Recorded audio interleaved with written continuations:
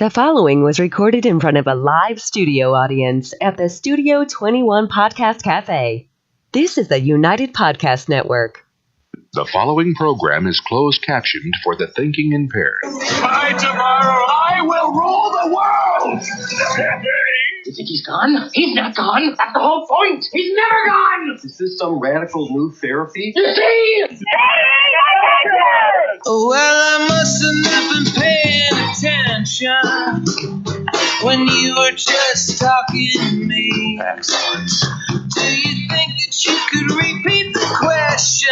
Yep, we good. We're live. Can I listen more attentively? And now here's your host, Tom Duggan. There must have been Thank you. No, please stop clapping. No, please, no. Honestly, we don't do anything special here. All right, very good. Tom Duggan here on this little paying attention podcast that we do once a week. Really happy to see what our numbers are over the last 5. This is our 8th show, I think, right? So for the last 8 weeks, we've been building up a really big. I've been watching the podcast on YouTube. And we get like 10 people watch, and I'm thinking, wow, there's like we come in here to do this for 10 people. This is crazy. I was going to stop doing it. And then Dave said, no, you don't understand. We put this on iTunes and iHeartRadio. You get thousands of people listening. So he showed me the numbers. It was like the first week, 4,000 people downloaded the podcast. That's incredible. That's awesome. So we should, by the end of today's show, have January's numbers. It's got to be way more than that. I bet it's huge. I know that iTunes has a lot. I know that iHeart has a lot. What's that, Stu? So no, you were going to say something. I don't want to cut you off. No, not me. Okay. So welcome to the show. My name's Tom Duggan. We do this little podcast here every week at Studio 21 Podcast Cafe above the Two Guys Smoke Shop. And I want to, by the way, before we even start, I want to thank Dave and Mr. Jonathan. We have our charity bash every year. It's going to be March 23rd this year at the Firefighters Relief in Lawrence. And we give scholarships to kids. We honor police officers, firefighters, and veterans. It's a great night. We've got comedians. We've got celebrities. And half of the money from our raffle goes to Veterans Northeast Outreach in Haverhill. And so Dave came to me before the show and donated. I don't know if you can see this, but Dave came and donated for our raffle at a $300 value a cigar tasting for $8. That's amazing. A cigar tasting for $8, $300 value. So we're not even going to put this on the raffle table. We're going to do a silent auction for this. And see if maybe they can the raffle girls can raise a little bit more money for veterans. You said for 8 people, right? For 8 people. That's pretty big. That's amazing. $300 value. So we'll put that out. We'll silent auction that. Wow. And the other half, everybody always says, well, you're giving half. Do you keep the other half? Right. We don't keep. By the way, we don't keep anything from the bash. Right. The other half will go to organizations that we work with throughout the community. So some of it might go to the Daybreak Homeless Shelter. Right. Some of it might go to One Tail at a Time Dog Rescue. Any nonprofit or organization that we work with throughout the year that we know for sure 100% of what you give goes to where it's supposed to go. Mm-hmm. I don't care if it's 99%, I say no to people. Right. I want to make sure that, and in Veterans Northeast Outreach, 100% of what you give goes directly to homeless veterans, directly to the veterans themselves. That's a fantastic group over there. They do a great job. It is. Yeah. And they have overhead. They have to pay electric. They have to pay heat. None of that comes from donations. They actually get grants from the federal government through the VA to pay for that stuff. So everything you give to Veterans Northeast Outreach literally goes like the next day into a veteran's pocket for food, for housing. If they're going to lose their house, to help them with their mortgage payment, whatever they need. And Veterans Northeast, we're going to try and get Randy Carter in here in the next couple of weeks. He's one of the guys that runs it, him and John Ratka.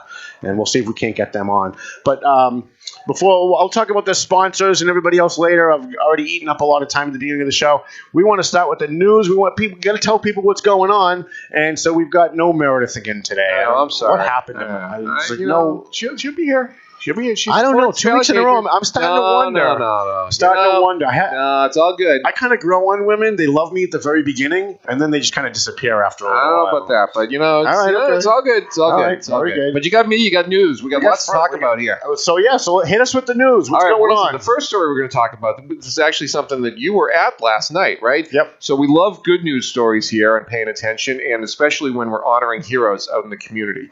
And my understanding is you were at an event last night night with the Lawrence Exchange Club, and they were honoring police officers and firefighters of the year. Why don't you tell us a little bit about that? So this is an amazing event every year, and I've got to be honest. The Lawrence Exchange Club, I've been going to this event every year for probably the last 20 years, before I even had a newspaper.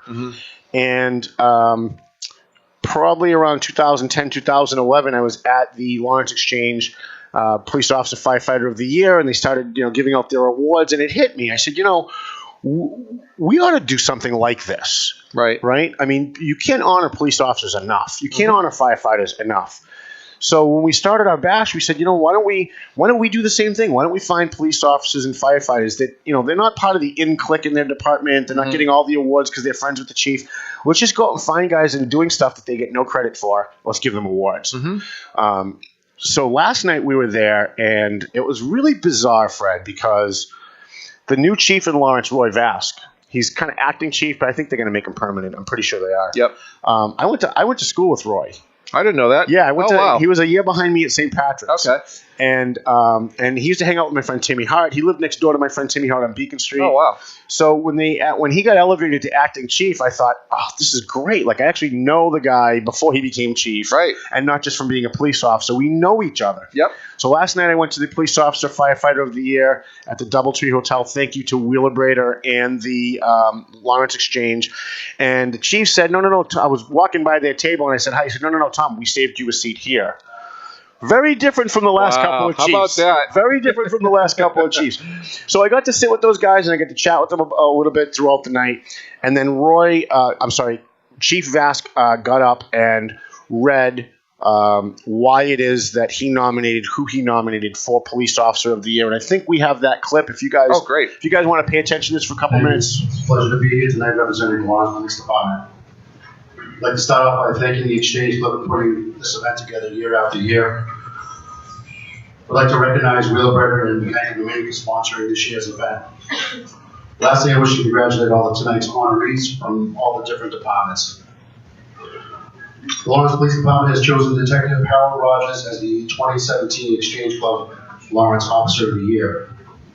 Hal worked tirelessly and diligently on upwards of 100 cases through 2017. He is a dogged investigator who cleared a remarkable and incomparable 80% of his assigned cases. This, coupled with his professionalism and integrity, make him an unparalleled member of the Lawrence Police Department and a credit to law enforcement. One of his outstanding investigations was a brazen homicide committed in broad daylight in the middle of a residential neighborhood just outside the Prospect Hill area of the city. Hal was one of the first officers on scene that cold February afternoon. He was met with an adult male victim, murdered, slumped in the snow, his body riddled with bullets. Despite being only a detective for 33 days, he immediately took control of the scene and began to set up a perimeter. Can you pause that with patrol still? officers in addition Without to losing detectives. So I want to stop this here for a second, because the two cases that he talked, I don't know if you watched this before you came in, Fred, but the two cases that he talks about as the reasons why Lawrence Police Detective Harold Rogers got this award, we talked about both of those cases on this show. We covered both of those cases. The first one he's talking about, I don't know if you guys remember, the people who follow me on Facebook will remember, because it was a huge controversy last year. I don't know if you remember Face Down in the Snow guy. I do. Do you remember that? Yeah, I do. So we named him Face Down in the Snow guy because we got a picture of a guy who got shot in a drive-by shooting, and there was snow, and he fell forward into the snow, and we got a picture of it, and we debated whether or not, because it's a dead guy, do we post this? Do we use it? Do we not use it? Pretty controversial back at the time, yeah. But because you couldn't see his face, and we didn't release his name, right? We said, okay, let's do it, right? Yep. And the controversy that created was incredible. Huge. Thousands of people complaining about it. Thousands of people saying, no, it's a good thing. Yep. We had a great discussion online with a bunch of people. That was the first one. And then the second one he's going to talk about, just so I don't have to stop this again. We talked about this on the show 3 or 4 weeks ago, the murder on Reservoir Street on New Year's Eve. Right. And so Harold actually solved both of those cases. Wow. Go ahead, Stu. Once the scene was secure, Hal and additional police personnel canvassed the area for additional victims and or witnesses. This produced immediate results. Key witnesses were identified, as well as critical video of the actual event. Armed with this evidence, in the following days, weeks, and eventual months, Hal began the long and tireless effort of interviewing witnesses and poring over video of the crime. Through his diligence and ingenuity in these interviews and his detailed inspection of the videos of the crime and the time span before and after the crime took place, he was able to develop a partial plate as well as a make and model of a suspected motor vehicle. Based on this information, pouring over reams of RMV information, Hal was able to identify a possible match of the suspected motor vehicle. He continued his investigation and contacted the Boston Police Department with information regarding a registered owner who matched the suspect description gleaned from the crime video. This contact with the Boston Police Department resulted in Hal investigating this potential suspect's gang ties to clothing worn during the crime. After learning that the suspect motor vehicle had been involved in a recent motor vehicle accident prior to the date of the crime, Detective Rogers tracked down the individual that was involved in the accident with the suspect. This person had a picture of the recent damage to the suspect's vehicle. Hal was then able to match up this damage to the damage of the suspected vehicle caught on camera in the video of the crime. This piece of evidence was crucial in linking the suspect to this homicide. Finally, Hal was able to track down the suspect's cell phone number and was able to pinpoint the area of time of the incident. This outstanding effort by Detective Rogers produced an extremely strong circumstantial case against the suspect, which provided the probable cause to obtain a search warrant and arrest warrant for the suspect in his current residence in Boston and of the suspected motor vehicle. On May 23, 2017, Detective Rogers, along with the Massachusetts State Police, executed an arrest and search warrant of the suspect's residence. This resulted in the successful arrest of the suspect, as well as the seizure of 2 semi-automatic handguns, a crucial piece of evidence that directly linked the suspect to the homicide. The second case I would like to highlight was another homicide which took place this past New Year's Eve, during which a young male was violently murdered in his parked motor vehicle on a desolate spot of Reservoir Street, just outside the gates of St. Mary's Cemetery. This male had been shot multiple times in the face and body.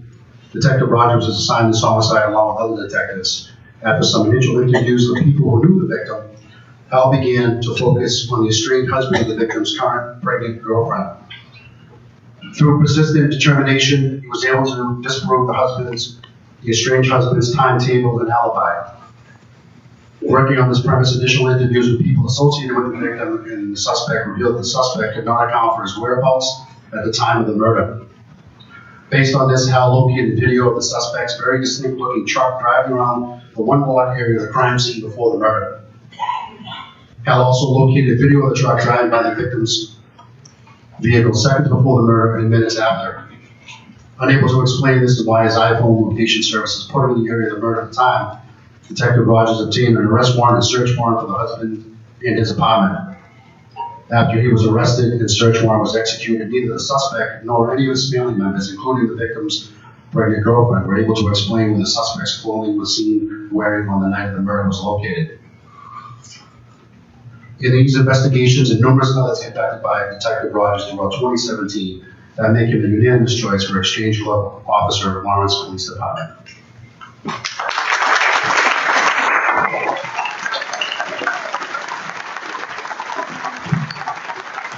These guys, you can cut that, Stu.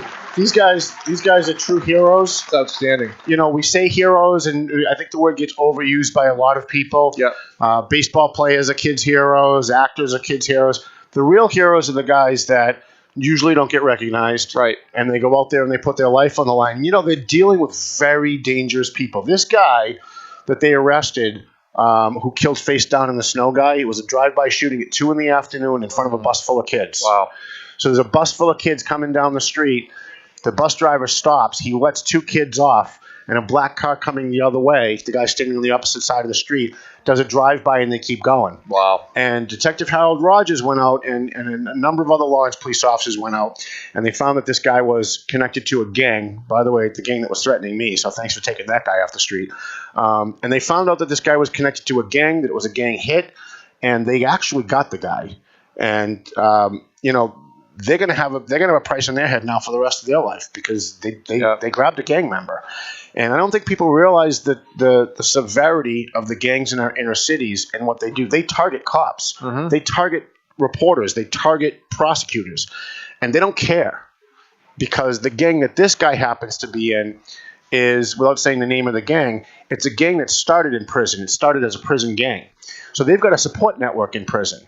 So they don't care if they go to jail because they have it just as good in jail as they have, sometimes better than outside of jail, because they have this entire support network to get drugs, to get food, to get whatever they need to get while they're in jail. And they order hits from inside jail too. We have not to digress, I know you've got other stuff, but there's a Lawrence police officer right now who's the head of the gang unit who they put a $20,000 bounty on his head. They've actually got on video the guy making the payoff. Wow. But they didn't get the guy who took the payoff. He got away. Man. And so, the U.S. Marshals are like watching this guy, trying to protect him while he's out there doing his job. And he's riding around the city of Lawrence every night. And the chief told him, "Why don't you work inside till we get this worked out? Why don't we reassign you?" And he said, "No way." He said, "Then they win." And he's out there still every night, and he's out there doing his job. And he's out there actually right now. They were doing a raid this afternoon before we got here, and that's courage. Wow. Courage isn't not being scared. Courage is being scared and doing it anyway. Mm-hmm. And these guys do it anyway. They deserve a lot of credit. Definitely. Well, talk about a great event last night to recognize them, give them some of that credit. So good for them. That's terrific. Well, so listen, Tom, we got our next story here, and we're actually going to turn to politics, kind of a dubious subject. Sure. But, I'm up for it. If you follow Mass politics, and particularly Massachusetts Republican politics, you know that the Mass Republican Party has had a long-standing rule in place that when there is a primary challenge in one of the races, they don't get involved. They're neutral in a primary.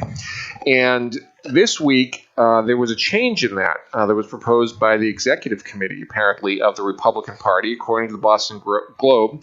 And they scrapped rules banning it from taking sides in primary fights, and they put their full organizational muscle behind Governor Charlie Baker's reelection efforts. Good for them. So, good for them. What do you think about that? You seem supportive of that. I am supportive of that. Normally, I would be against that, right? Yep. Because the party should stay out of the primary fights. We know that they don't. We know that they pretend. Both parties do this. They pretend we're not going to get involved, and then they pick their favorite candidate, and then behind the scenes they help them. Mm-hmm. I think you've got a lot of people. Like I'm a Tea Party guy. I'm a right-wing Tea Party guy. I left the Republican Party for a lot of reasons, but the main reason was because they keep circling the wagons and shooting in. Right. All the people to the right of center in the Republican Party in Massachusetts hates Charlie Baker. Mm-hmm. He banned bump stocks. He's for gay marriage. All the social issues, he's with the liberals. He's with the Democrats on the social issues, and they hate that. So they attack him every chance they get. And I argue with them all the time saying, would you rather have Martha Coakley? Would you rather have a Maura Healey? Right. Their answer is yes. Oh, wow. Their answer is yes. And the reason their answer is yes is they can go out and rail against Maura Healey or Martha Coakley. They can raise money on it. They can go out and hold rallies and say, look how awful it is, all these things that they're doing. But if it's a Republican, it's one of their own. So they would rather kill the Republican and let a Democrat win so they can rail against it, raise money and hold rallies and be important, be the big fish in the little pond, than to have a guy who agrees with you 50% of the time. And Charlie Baker, maybe even 60% of the time, is on board with the Republican agenda. Sure. So he's not with us on the social issues. So what? The Democrat would be against you 100% of the time. Right. They'd be out there pushing abortion on demand up to third grade. How does that help? I mean, you either care about the state that you live in or you don't. You either care about the community you live in or you don't. And apparently they don't. Right. And that's one of the reasons I left the Republican Party. I'm tired of the circular firing squads. You've got a guy in there. It's like I supported Katie Ives. She's a liberal Democrat. She's a state senator. Yep. And my right-wing Republican friends, you're a traitor. You're a traitor. No, not really. I would rather have Katie Ives who does nothing for the Democrat cause. She's not out there pushing abortion. She's not out there pushing gay marriage. She's not out there pushing transgender acceptance. And if she were to leave, there's a real good chance that you'd probably get someone further to the left of her, like a Jamie Eldridge, who would be championing these things and working hard for these things. Right. So why wouldn't I support a Democrat that's going to make other Democrats crazy? Yep. And screw up their own party agenda? That's just how I try to think. Sort of makes sense. I try to think tactically. Right. So anyways. Well, so we'll see. We'll see what happens. Massachusetts Republicans have their convention coming up in late April, so this will be something I'm sure that gets a lot of attention as we Maybe go we'll forward, cover that. So. Maybe we'll do our show from the convention. Oh, there you go. That'd be interesting. I think I know a few people over there. We might be able to You probably know a few people, yeah. Okay. So, Tom, continuing on politics, we want to talk for a minute about Methuen State Representative Diana DiZoglio. Love her. She's a solid supporter of Valley Patriot and of everything that you do, and She was working on an important issue this week. She wanted to get to the bottom of reports that the Mass Department of Revenue was failing to make child support payments to an unknown number of children statewide for more than 4 weeks. Yeah. And this is actually a story that was ripped from the headlines of the Valley Patriot that covered this and broke this story. Exclusive. By the way, we broke this exclusive story 2 days ago, Yep. and the Boston Press still hasn't picked it up. Amazing, right? They will eventually, but They will haven't- eventually. They It's a haven't big picked story. it up. It's a big story. So this all started because DeZoglio said she heard from a constituent in North Andover who was complaining about the fact that DOR was not sending her the payments that she needed to care for her 3 kids.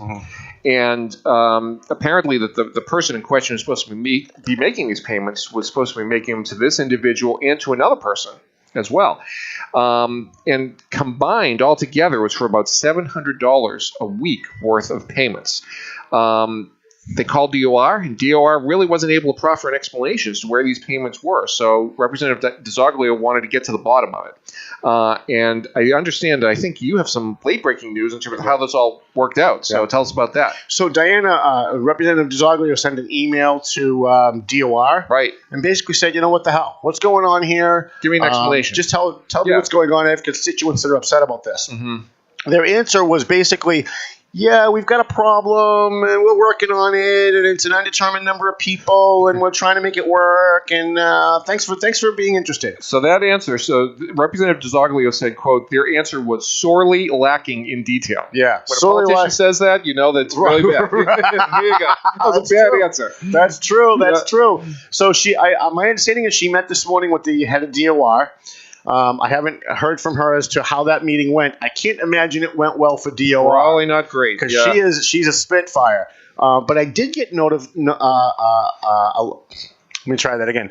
I did get notified by the woman in North Andover, Alexis Kelly, who wasn't getting her payments, and magically, less than 24 hours after Diana DeZoglio sent her letter to DOR and we posted this story, she's now starting to get payments. It's not what she's supposed to be getting. Yep. It was only like $200 or $300 or $400, and they still owe her a lot more. But it's amazing how once your name's in a newspaper, once your name's in a news story, and it involves state agencies, all of a sudden, no problem, nothing to about see that? here. No, we'll give you the money, not a problem. Magic, like you said. Right. Amazing. Right, so That's we're going to continue to follow this because here's my prediction, and we'll know in another show or two.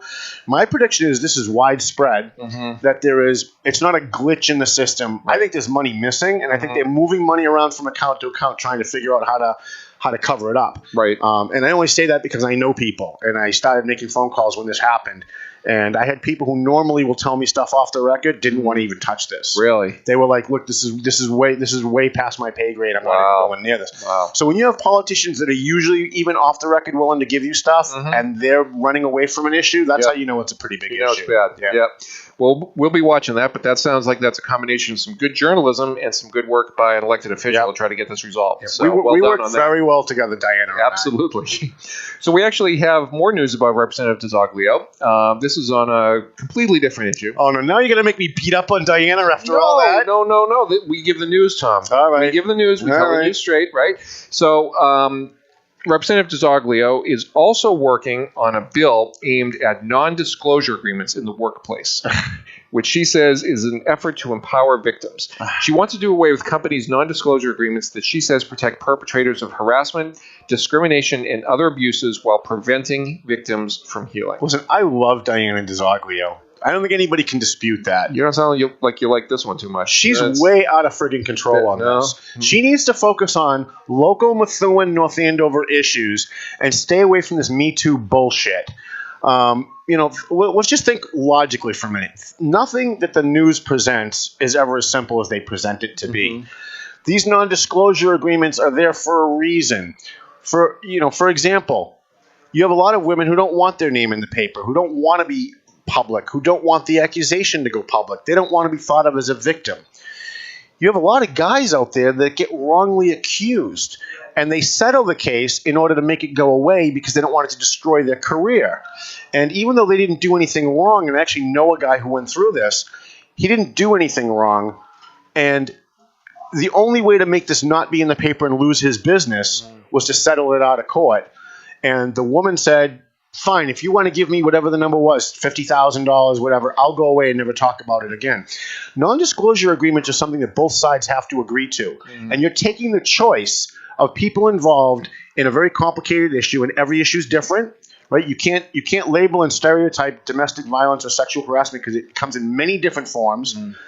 And people lie. I don't know why CNN doesn't get this. I don't know why the mainstream media and the Democrat Party or Diana doesn't get this. But people lie. Men beat their wives and they lie about it. Women accuse their husbands of beating them and they're lying about it sometimes. And these non-disclosure agreements are actually a tool to help first of all, to keep things out of court, right? You want to settle the case, keep it out of court. Everybody's going to spend money on lawyers. Nobody wins at that point. Even the people who win end up not winning. But we have to remember that we live in a society where you are innocent until proven guilty in a court of law.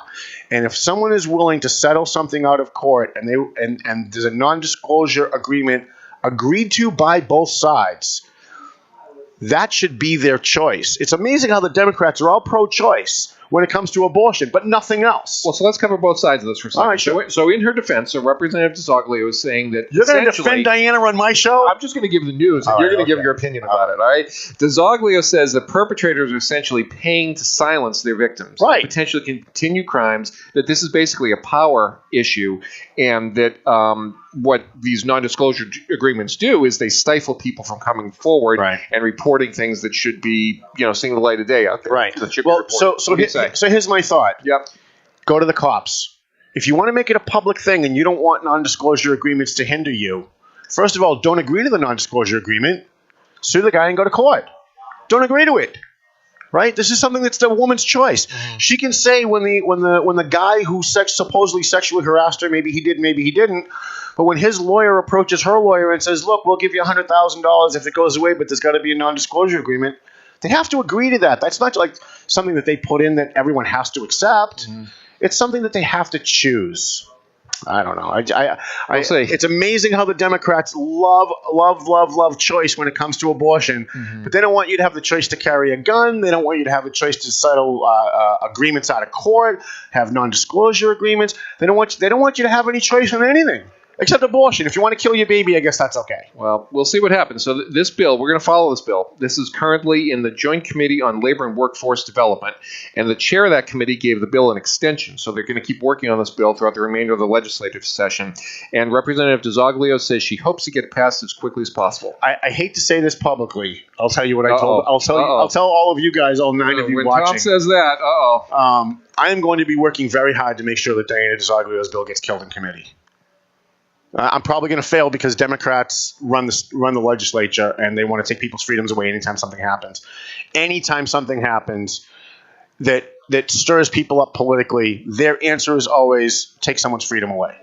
Right? Apparently, Democrats think we have way too much freedom. They think that's the problem with America.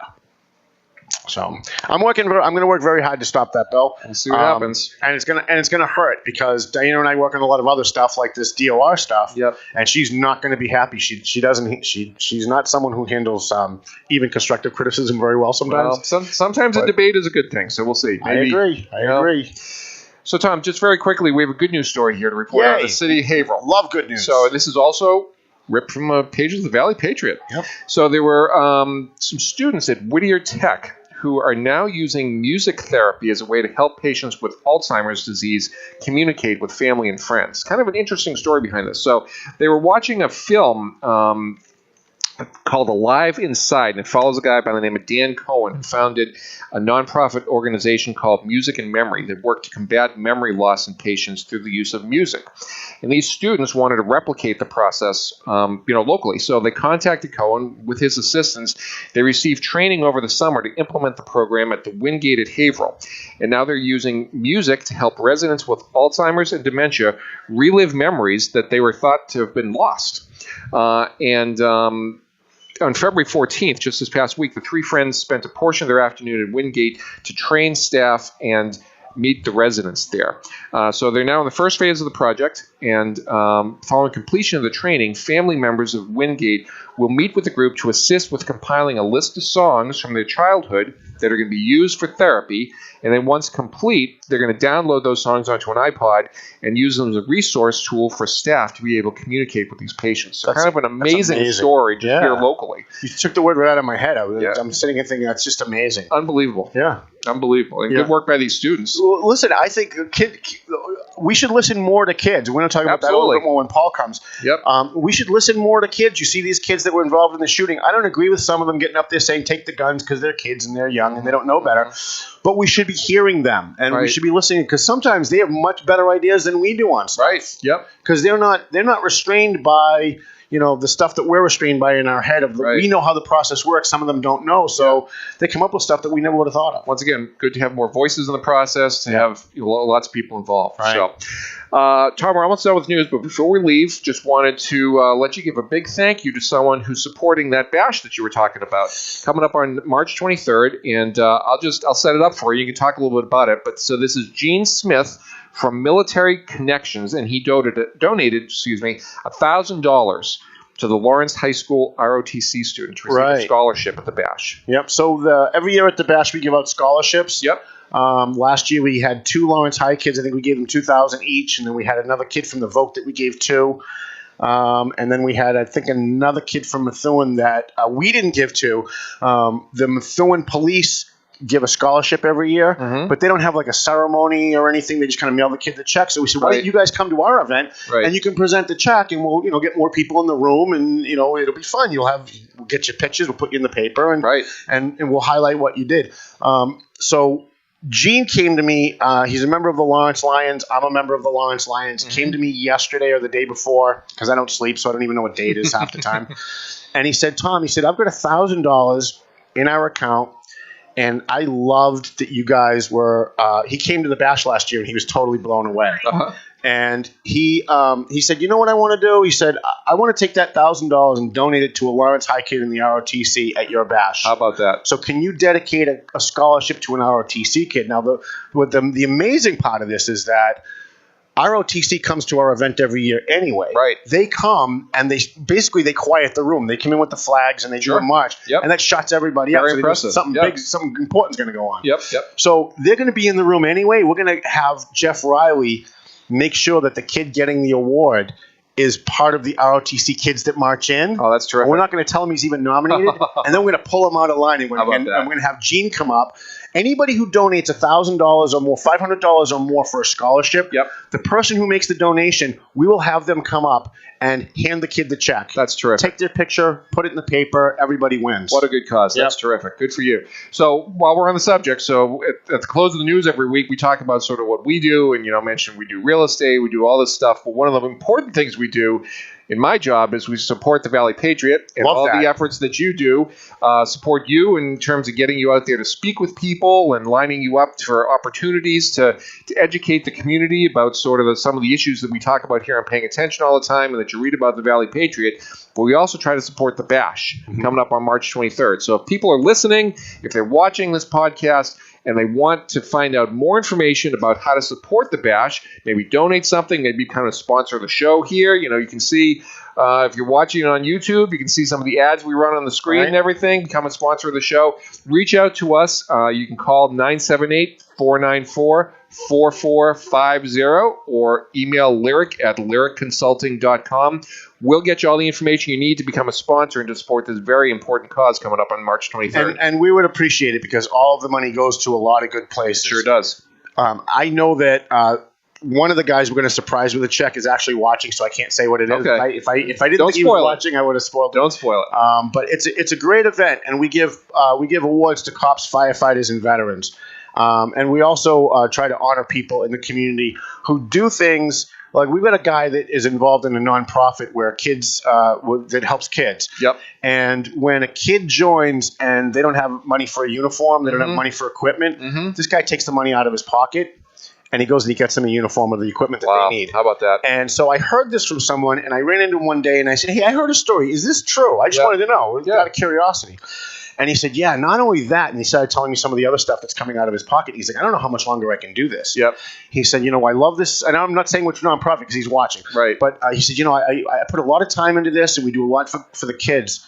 but I can't be spending all this money out of my pocket anymore. Yep. And we're hurting financially. So when he comes, he's going to be at the bash that night. We're going to present him with a check for something to help him out with that. That's great. A lot of good causes out there. A lot of people at this bash support. So. And I personally screen every nonprofit that we give money to. They have to give 100% to the cause that they support. I look at their books. I visit them. Yep. We're going to give a little money to Daybreak Homeless Shelter this year. I work at Daybreak, not officially, but I work with Karina trying to help people there. I know what they do with their money. I went on the Secretary of State's website. I see what it is that they're doing. They're doing amazing work, so we're going to try and give them some money. Very worthy causes and doing some great work in the community. Thank you. Definitely get involved. And you and Meredith are going to be doing a live news feed. I think we will, yeah. From the bash. Lots to talk about at the bash. That's great. So, but go to the bash. Get tickets. You got to be there. But if you can't be there, we'll be doing live news feed and keep you informed of everything that's happening and all the surprises that come up that evening. So you can get your tickets on Eventbrite.com. By the end of today, I'll have it up on the Valley Patriot website. Or you can just call me or email me. We'll actually have physical tickets hopefully by tomorrow that we can actually start selling. Great. Good stuff. Yep. Good stuff. Great cause. Thanks. All right, Tom. That's it? No more news? That's your news. I ruined your whole day just for that? No, it was fun. He keeps saying that, Good but I still story. got a feeling he's like, my whole day is gone. You never trust me. I don't know. It's all good. All right. It's all good.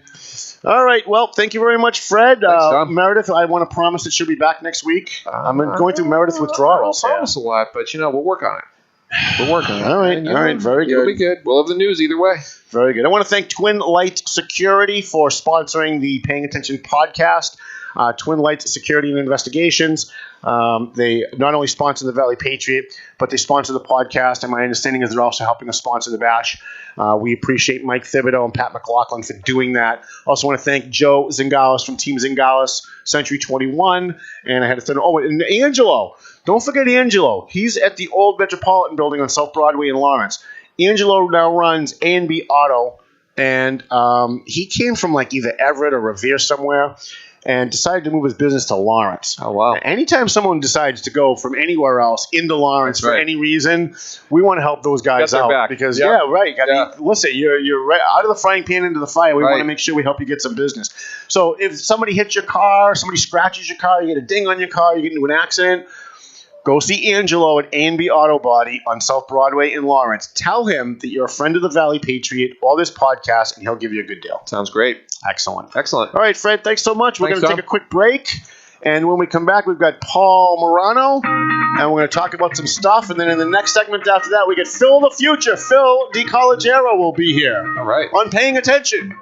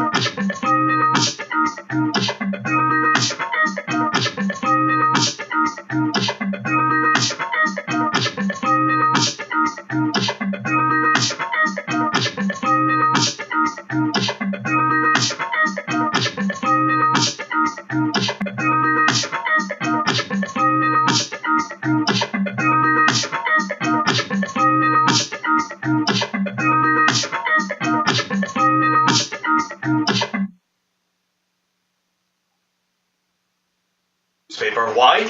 Because it really works. Hi, I'm Allie from EISA. We provide security, investigations, and training.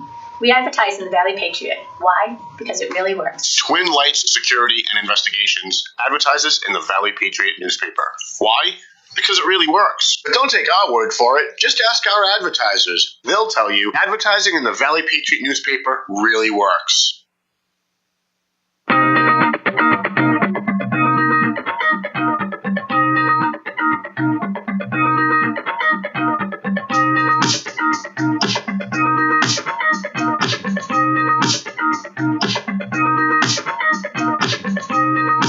Once again, you are paying attention, and here's your host, Tom Duggan.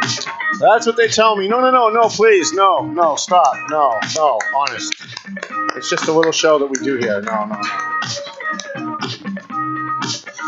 It's killing me. All right, thank you for rejoining us here on the Paying Attention podcast. You can get us on iHeartRadio. You can download us on iTunes. You can watch us on YouTube. We're actually working on monetizing the show and getting out to a couple of other networks. I'm really surprised at how many people are listening to the show on the podcast because, as I said in the first segment, when I started this, we kind of thought it was a TV show. And so I was gearing everything toward the visuals, right? Getting the commercials and the stuff in the front. And then I look and see how many people are watching us live, and it's like 3. And then I get in my car and I go live on Facebook, and 4,000 people watch me drive home, and I can't figure that out. And so after the 3rd or 4th week, I went to Dave. I figured it out. You have a face for radio. Well, that's it. Yeah. So I went to Dave here at Two Guys Smoke Shop here at Studio 21 Podcast Cafe and said, hey, I don't think this is working. I mean, I'm having fun, and I'll keep doing it for a little while, but we're not making any money, and nobody's watching. And he said, no, you don't understand. Everything is audio now on the internet. No one's going to watch a video because they have to sit at their computer or stare at their phone. They want the audio so they can put it on their iPod and listen when they're driving, or put it in their car, listen when they're driving, listen when they're jogging. He said the first show you had 4,000 people listening. 4,000 people downloaded the first show. 4,000 people. And we How have many? 4,000. So I don't have any numbers for January yet. I should have that today at the end of the show. I can't imagine that it's not going to be double or triple that because we've really promoted the crap out of this show. Hopefully we have more listening. So now I'm trying to gear everything back toward the format of the Paying Attention radio program. So I brought in a bunch of clips. I'm sure you'll remember some of these clips from previous shows, and we're going to run them during the next commercial break. Promos like this is Charlie Baker. You're listening to Paying Attention. Some of the people that called in and yelled at me, we made bumpers out of them. We're going to start running that for the audio. So I want to thank Dave. I want to thank everybody who sponsors the show. And I also want to thank Dave again for donating a cigar tasting for 8, a $300 value for our Valley Patriot Bash raffle. Interesting. And we're going to, we're not even going to raffle this off. We're going to put it out as a silent auction. A cigar tasting? Yeah. For 8 people? Yeah. Okay. Right, so I guess he supplies the cigars. Yeah. For 8 people, they can try different kind of varieties of cigars. Yeah, it's a new concept to me. If you have wine tastings, why not cigar tastings? Sure. So we want to thank Dave for that, and always great to have some great ideas from Dave because Dave does other shows here, and so he kind of has an idea of what works and what doesn't work, right? And so I always like to talk to people that are smarter than me at certain things. Yeah. Because I know I don't know everything, but I also know that I know someone who knows everything. So what works then? Well, we're gonna be talking about that in future shows. Okay. So thanks for coming, Paul. Thanks for coming, Paul. Paul always finds a way to take the least important thing that you say and try and stretch 20 minutes out of it. Is there anything? Oh, never mind. Forget it. Exactly. See, now we got him trained. It only took 12 years, but we got him trained. That's great. So I've got a bunch of things that I want to talk about. We have Phil DiCollegiero. Phil, the future's going to join us in the next segment. But do you have anything? I know you had something last week and the week before, and we never got to it. And so I still kind of wanted to talk about some of those things. We chatted off the air last week. We could either talk about some of those things. I have a couple other things that we could mention. Maybe we can do these quickly. Okay. Or rather quickly. I find it interesting how when I watch, and it hasn't been all that much lately, but when I watch news shows on the left and the right, they don't seem to be saying all that much differently, specifically. When I listen to shows on the left, it seems like there's a lot of people that say, I'm for the Second Amendment, but. Right. Yeah. I'm for free speech, but. Yeah, there's the I'm for the Second Amendment, but. Yeah. And then on the right, it's very often, we need to tighten up on who has guns. Right.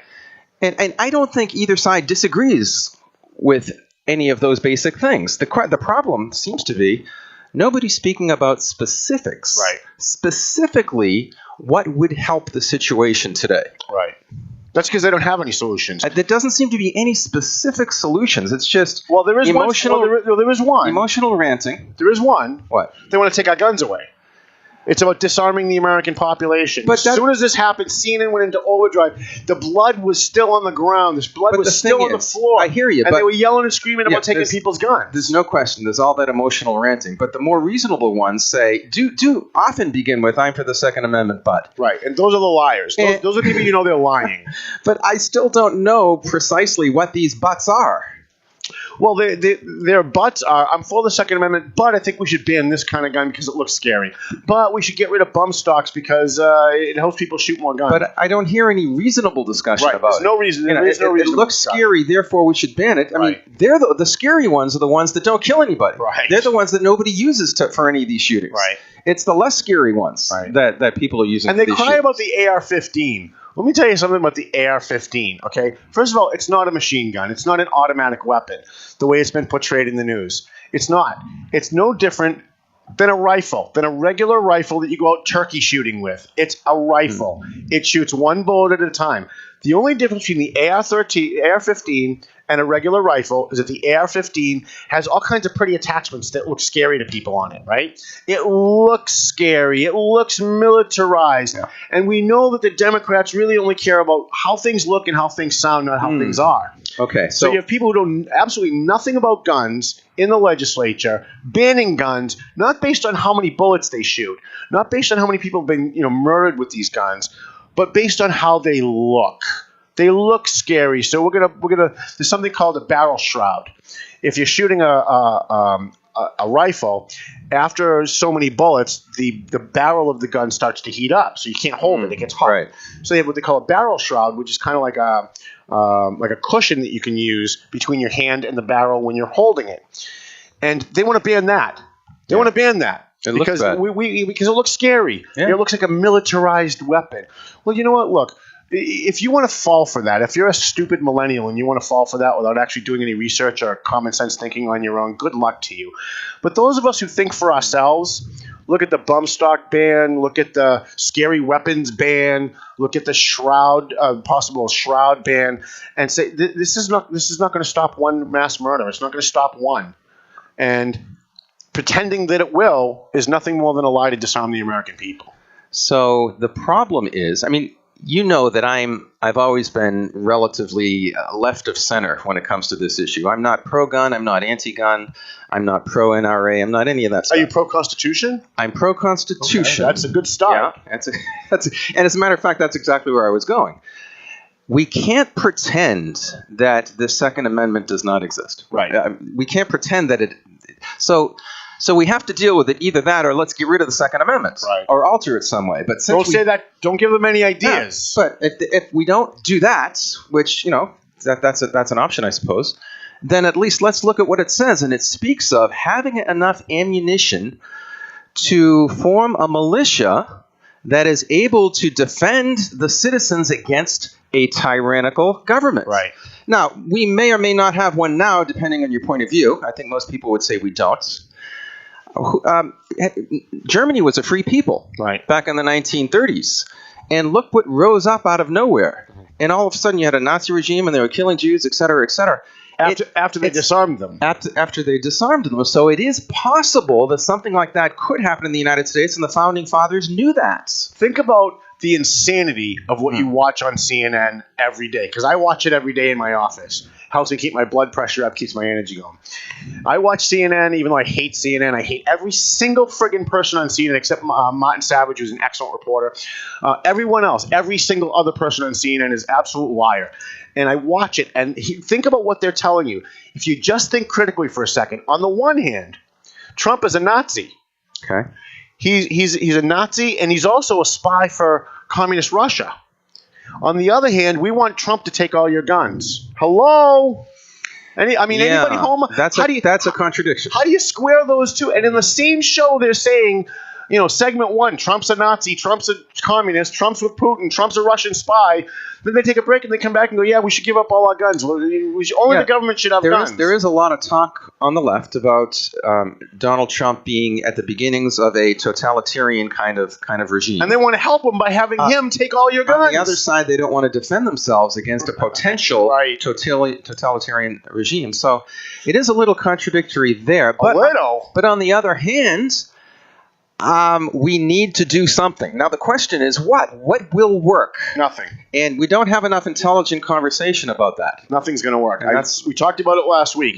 You live in a free society, okay? When you live in a free society, things will happen. People are going to choose to do bad things. Our government was not established to prevent anything. I want to say that again. Our government was not established to prevent anything. It is to react to people who break the laws that our legislature has passed. So if someone chooses... Wait a minute. Then why are there armed guards anywhere if the government does not... To respond. You have armed guards... Well, it's to protect. Right. But to respond. If someone shows up with a gun, you've got people there to shoot back. It's to respond. It's not really to prevent. Now, government has gotten in the business of preventing. They want to prevent bullying, prevent child abuse. They spend billions and billions and billions of dollars on social programs to prevent all kinds of things that they never prevent. And the funny thing is, whenever I ask a legislator, hey, geez, you just spent $1 million on obesity prevention. How do you measure that? All right, I hear you. Can you measure that? You can tell me how many people aren't obese as a response to what you did? I hear you. None. Respond. Zero. Not prevent. Right. But how about protect? I mean, we have these conglomeration factories that we call public schools today. Right. I mean, I think the answer is getting rid of them.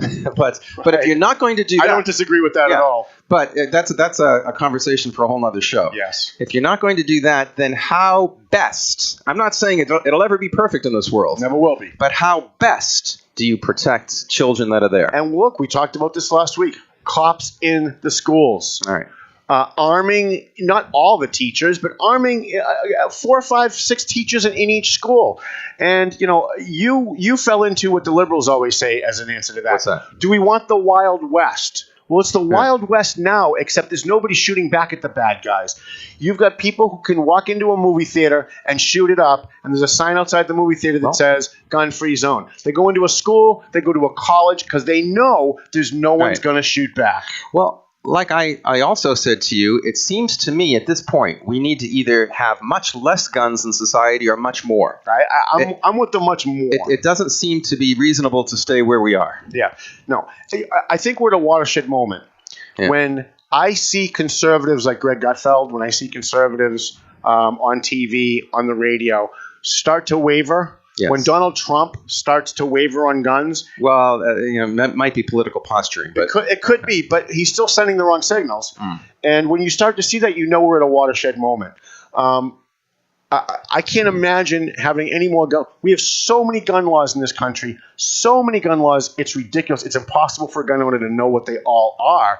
But here's the funny thing: rather than having more laws that aren't going to be followed, how about just enforce the friggin' laws we have? I mean, I sit in Lawrence District Court on a regular basis, and someone will come up, and they beat their wife, and they did this, and they did that. They stole the woman's car. They took money out of her account, and they have a handgun.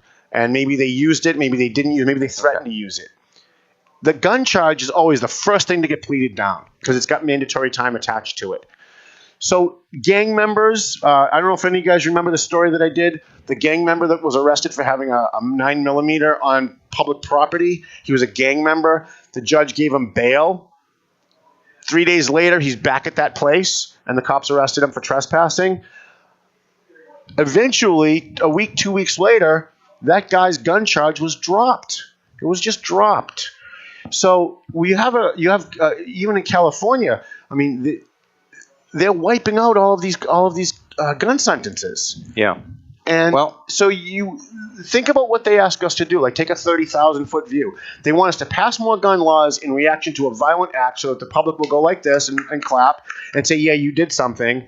And then when nobody's looking, a year later, when someone gets caught with a gun, caught using a gun, whether it's a bank robbery or whatever, the gun charge is the first thing that gets pleaded down. So they're not doing the time. So it's bait and switch. It's theater is what it is. It's not real. None of this is real. None of it. It's you'd be hard pressed to find anything real, at least through the media. That's true. One last point about this, and then we can go on, and that is this whole mental illness thing. Yeah. Now, I noticed that you responded on one of my Facebook posts about this. Yes. I've actually changed my mind twice on this issue. So I'm very schizophrenic on it, but I think I know where I need to be on this issue. Let me see what words come out of my head here. Try to put the foundation here. It seems like every time there is a mass shooting like this, mental illness comes up. Right. And the presumption is, with a lot of people anyway, that if you're going to do something like that, you are mentally ill. Right. So, I have 2 questions relating to this. Number one... No solutions, but 2 questions. Yeah, well, we can talk out the solutions. Number one... You mean you'll ask more questions and Yeah. I'll talk out the solutions. Number one, is it true? Is it true that if somebody does such an evil act, that they are mentally ill? No. Let me do number 2 before All we right. get to number 1. And number 2, if it is true, even though you don't agree it is, if it is true that these people are mentally ill, what causes this kind of mental illness? Is it always a chemical imbalance that makes somebody do something evil, or does an evil will cause a person eventually to become mentally ill? Can it go the other way?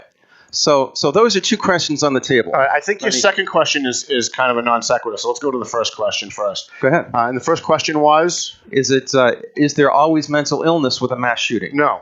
In fact, there's usually not a mental illness when it comes to any kind of shooting.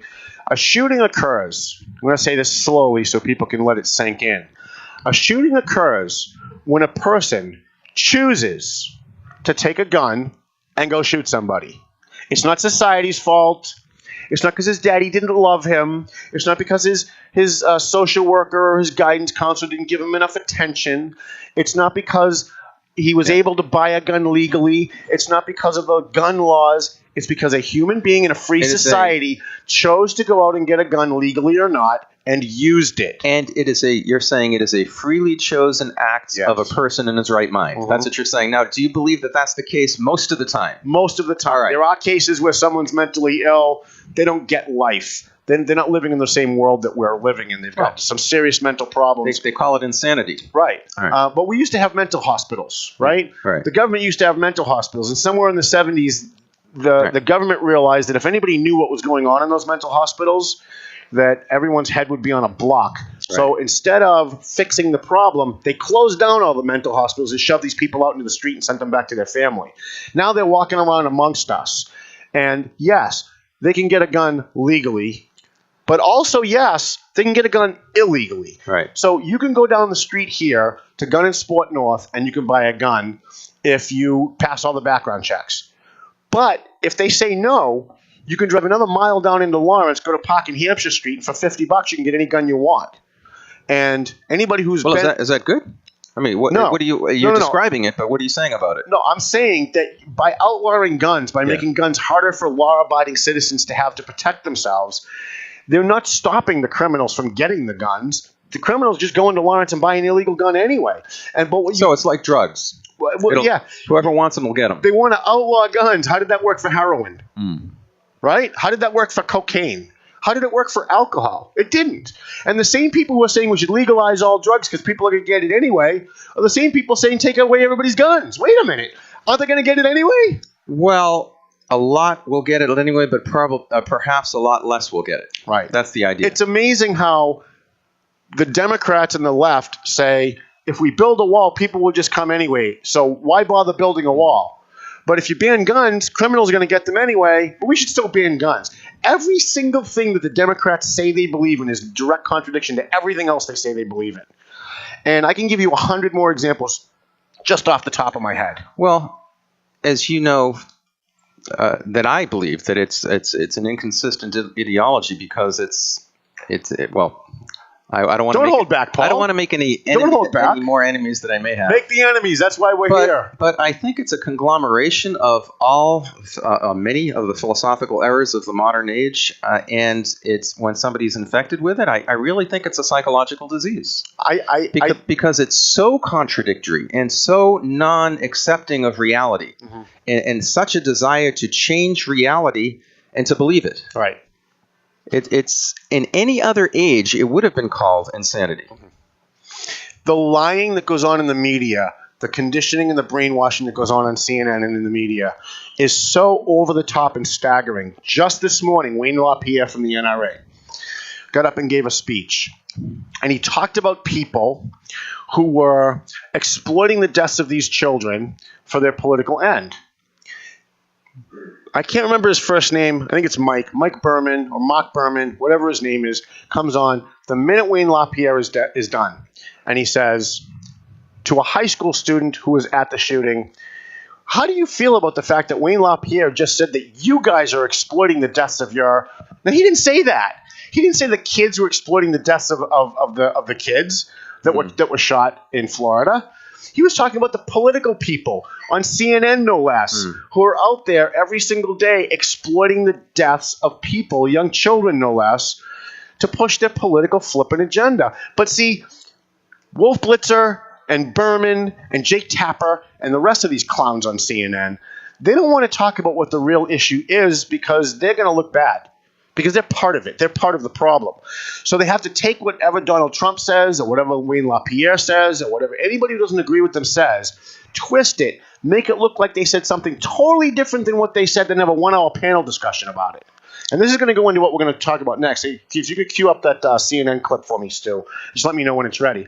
So this morning, Paul, how long have you been my co-host? 11 years? I would say more than that, something like 13, I think. Okay, so for about 13 years, Paul's been my co-host. And for all that 13 years, I've been saying that the news scripts everything. They script their interviews. They script their panel discussions. They are pre-interviews before all of them. Remember, we did a whole show on the pre-interview stuff, right? Okay, so I've been saying this, and every time I said it on the radio when we were on CAP, every time I've said it here, I get emails from people. You're making that up. You just don't like CNN. Really? I'm making it up? This morning, for the first time in 13 years, we got proof. Go ahead, Stu. I expected to be able to ask my questions and give my opinion on my questions. But Colton Hobb, a member of the junior ROTC who shielded classmates in the midst of terror, says he did not get to share his experience. CNN had originally asked me to write a speech and questions, and it ended up being all scripted. Colton wrote questions about school safety, suggested using veterans as armed school security guards, but claimed CNN wanted him to ask a scripted question instead, so he decided not to go. I don't think that it's going to get anything accomplished. It's not going to ask the true questions that all the parents and teachers and students have. Now, isn't that amazing? And so you can see right now. Now, isn't that amazing? Here's a kid who was at the shooting, who's in ROTC, and he was invited to come, and they said, give us your question, and he wrote a thing, but it didn't fall in line with the anti-gun agenda of CNN, so they killed his question, and they gave him a question. By the way, they didn't say this on here, but you know what the question is that they gave him? Shouldn't we ban guns to save people's lives? That was the question they gave him. Wait, let's slow down for 1 second. He was in the middle of a question? Is that what you're saying while he was on the air? No, they invited him to come. Yeah. And they wanted each kid that was going to ask a question on the air to submit their question. Oh, to submit him first. So he submitted his question, his statement and his question. And his statement was that he wanted ROTC and retired veterans to guard the schools. And you know what did people think about that? That I think would have been a great discussion on CNN, right? Yeah. Instead, the CNN producers told him, oh, no, that question doesn't work for us. And they gave him a question that they scripted for him to ask and a statement for him to say. And the statement and the question was about banning guns. And not against banning guns, but for banning guns. Listen, when you watch Don Lemon, those clowns that go on, it's all scripted. It's written by a producer. When they're interviewing people, when they had the Palestinians were protesting us moving our embassy to Jerusalem. Right.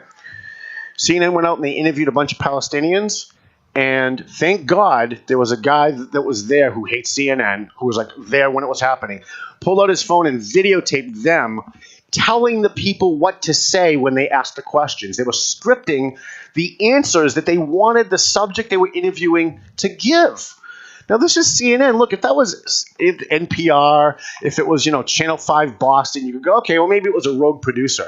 But this is CNN, and it happens on every single So every show. time, you would say that most times that they have interviews with people on CNN that come on the screen rather than in person, they're told by the producer before they come on air, these are the points we want you to cover. Yes. Make sure that you say them favorably. Yes. And if you don't, you know what happens? What happened to this kid? Right? Mm-hmm. He didn't get on.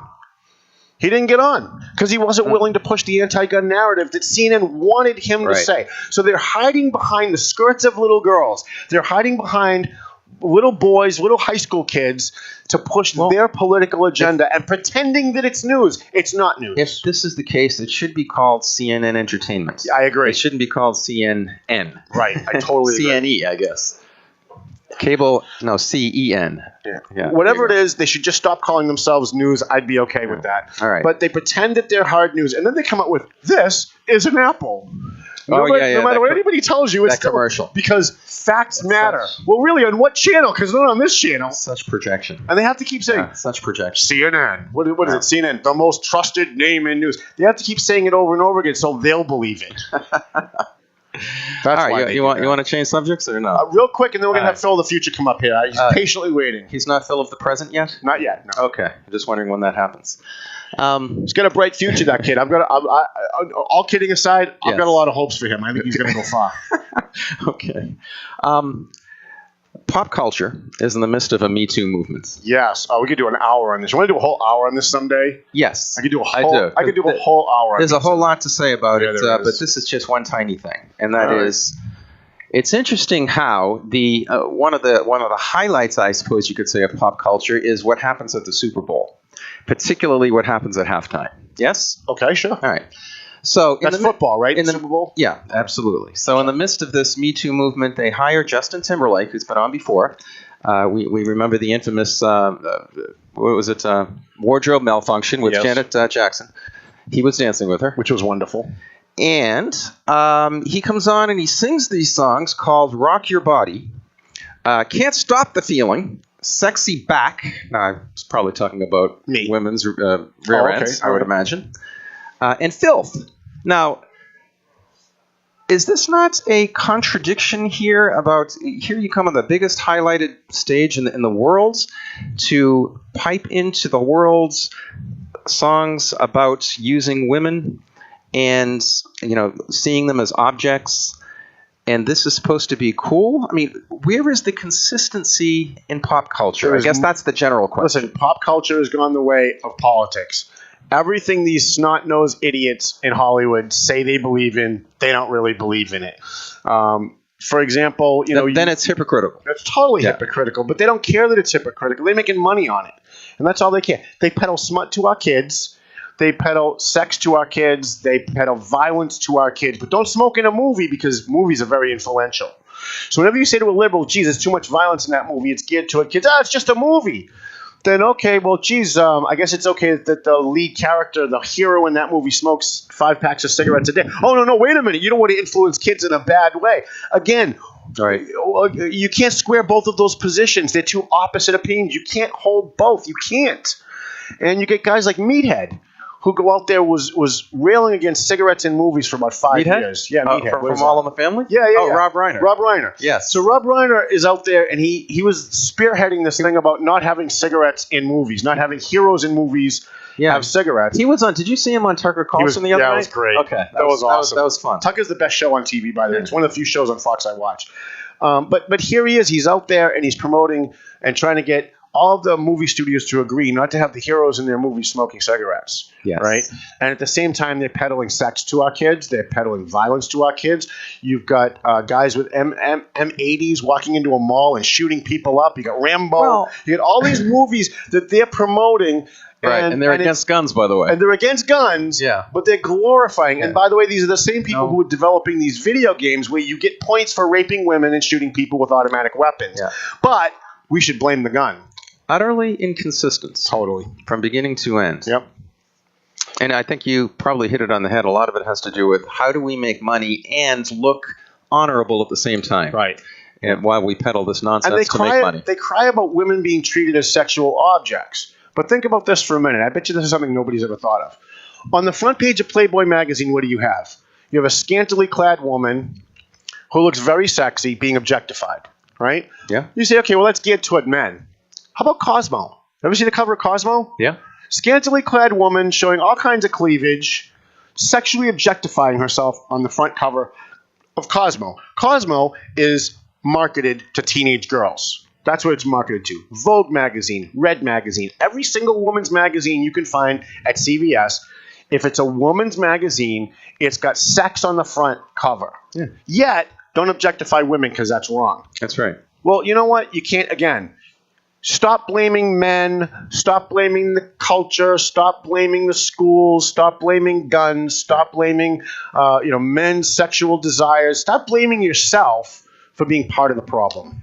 No question. And this is just, I'll just say this because it's a conversation for a whole show. And that is the movement seems to be saying it's contradictory, but it's saying that we should respect the consent of women. The consent of women, right? Okay. That seems to be what the heart of the problem is here.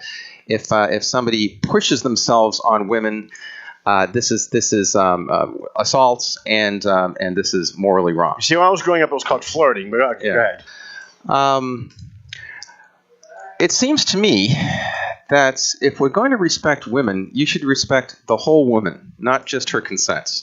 So either we live in a culture that pushes respect for women, or we live in a culture that pushes respect only for her consent, and when she consents, we can abuse her as much as we want. Right.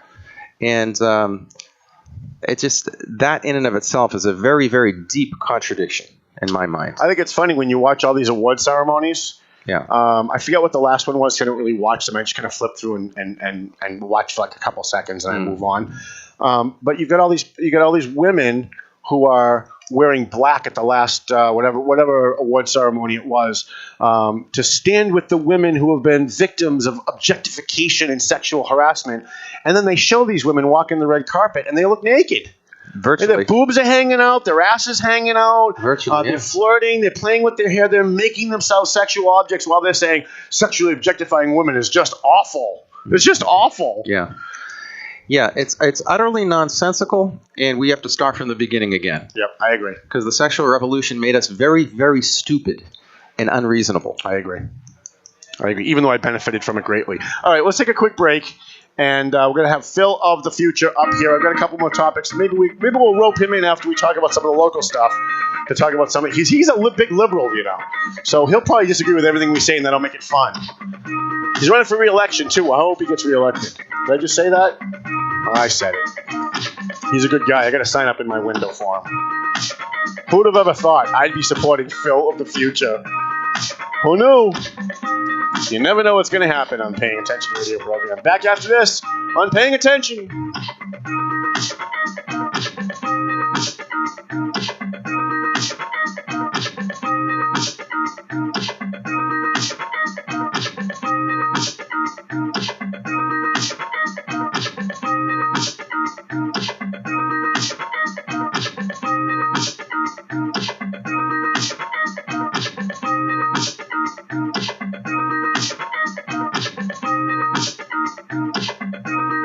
This is Speaker Newt Gingrich, and I'm listening to Paying Attention with Tom Duggan.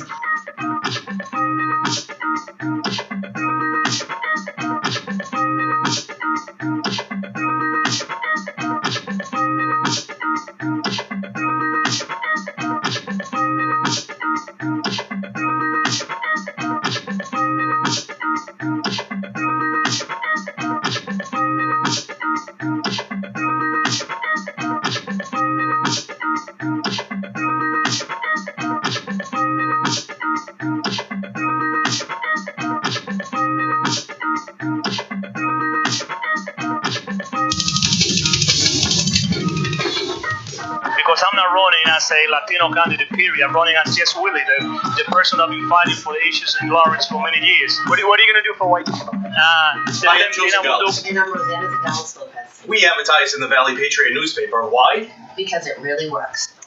Hi, I'm Allie from EISA. We provide security, investigations, and training. We advertise in the Valley Patriot. Why? Because it really works. Twin Lights Security and Investigations advertises in the Valley Patriot newspaper. Why? Because it really works. But don't take our word for it. Just ask our advertisers. They'll tell you advertising in the Valley Patriot newspaper really works. Hey gang, it's the Money Man. Everybody, where's the party? Right here with my good buddy Tom Dugan. Where else?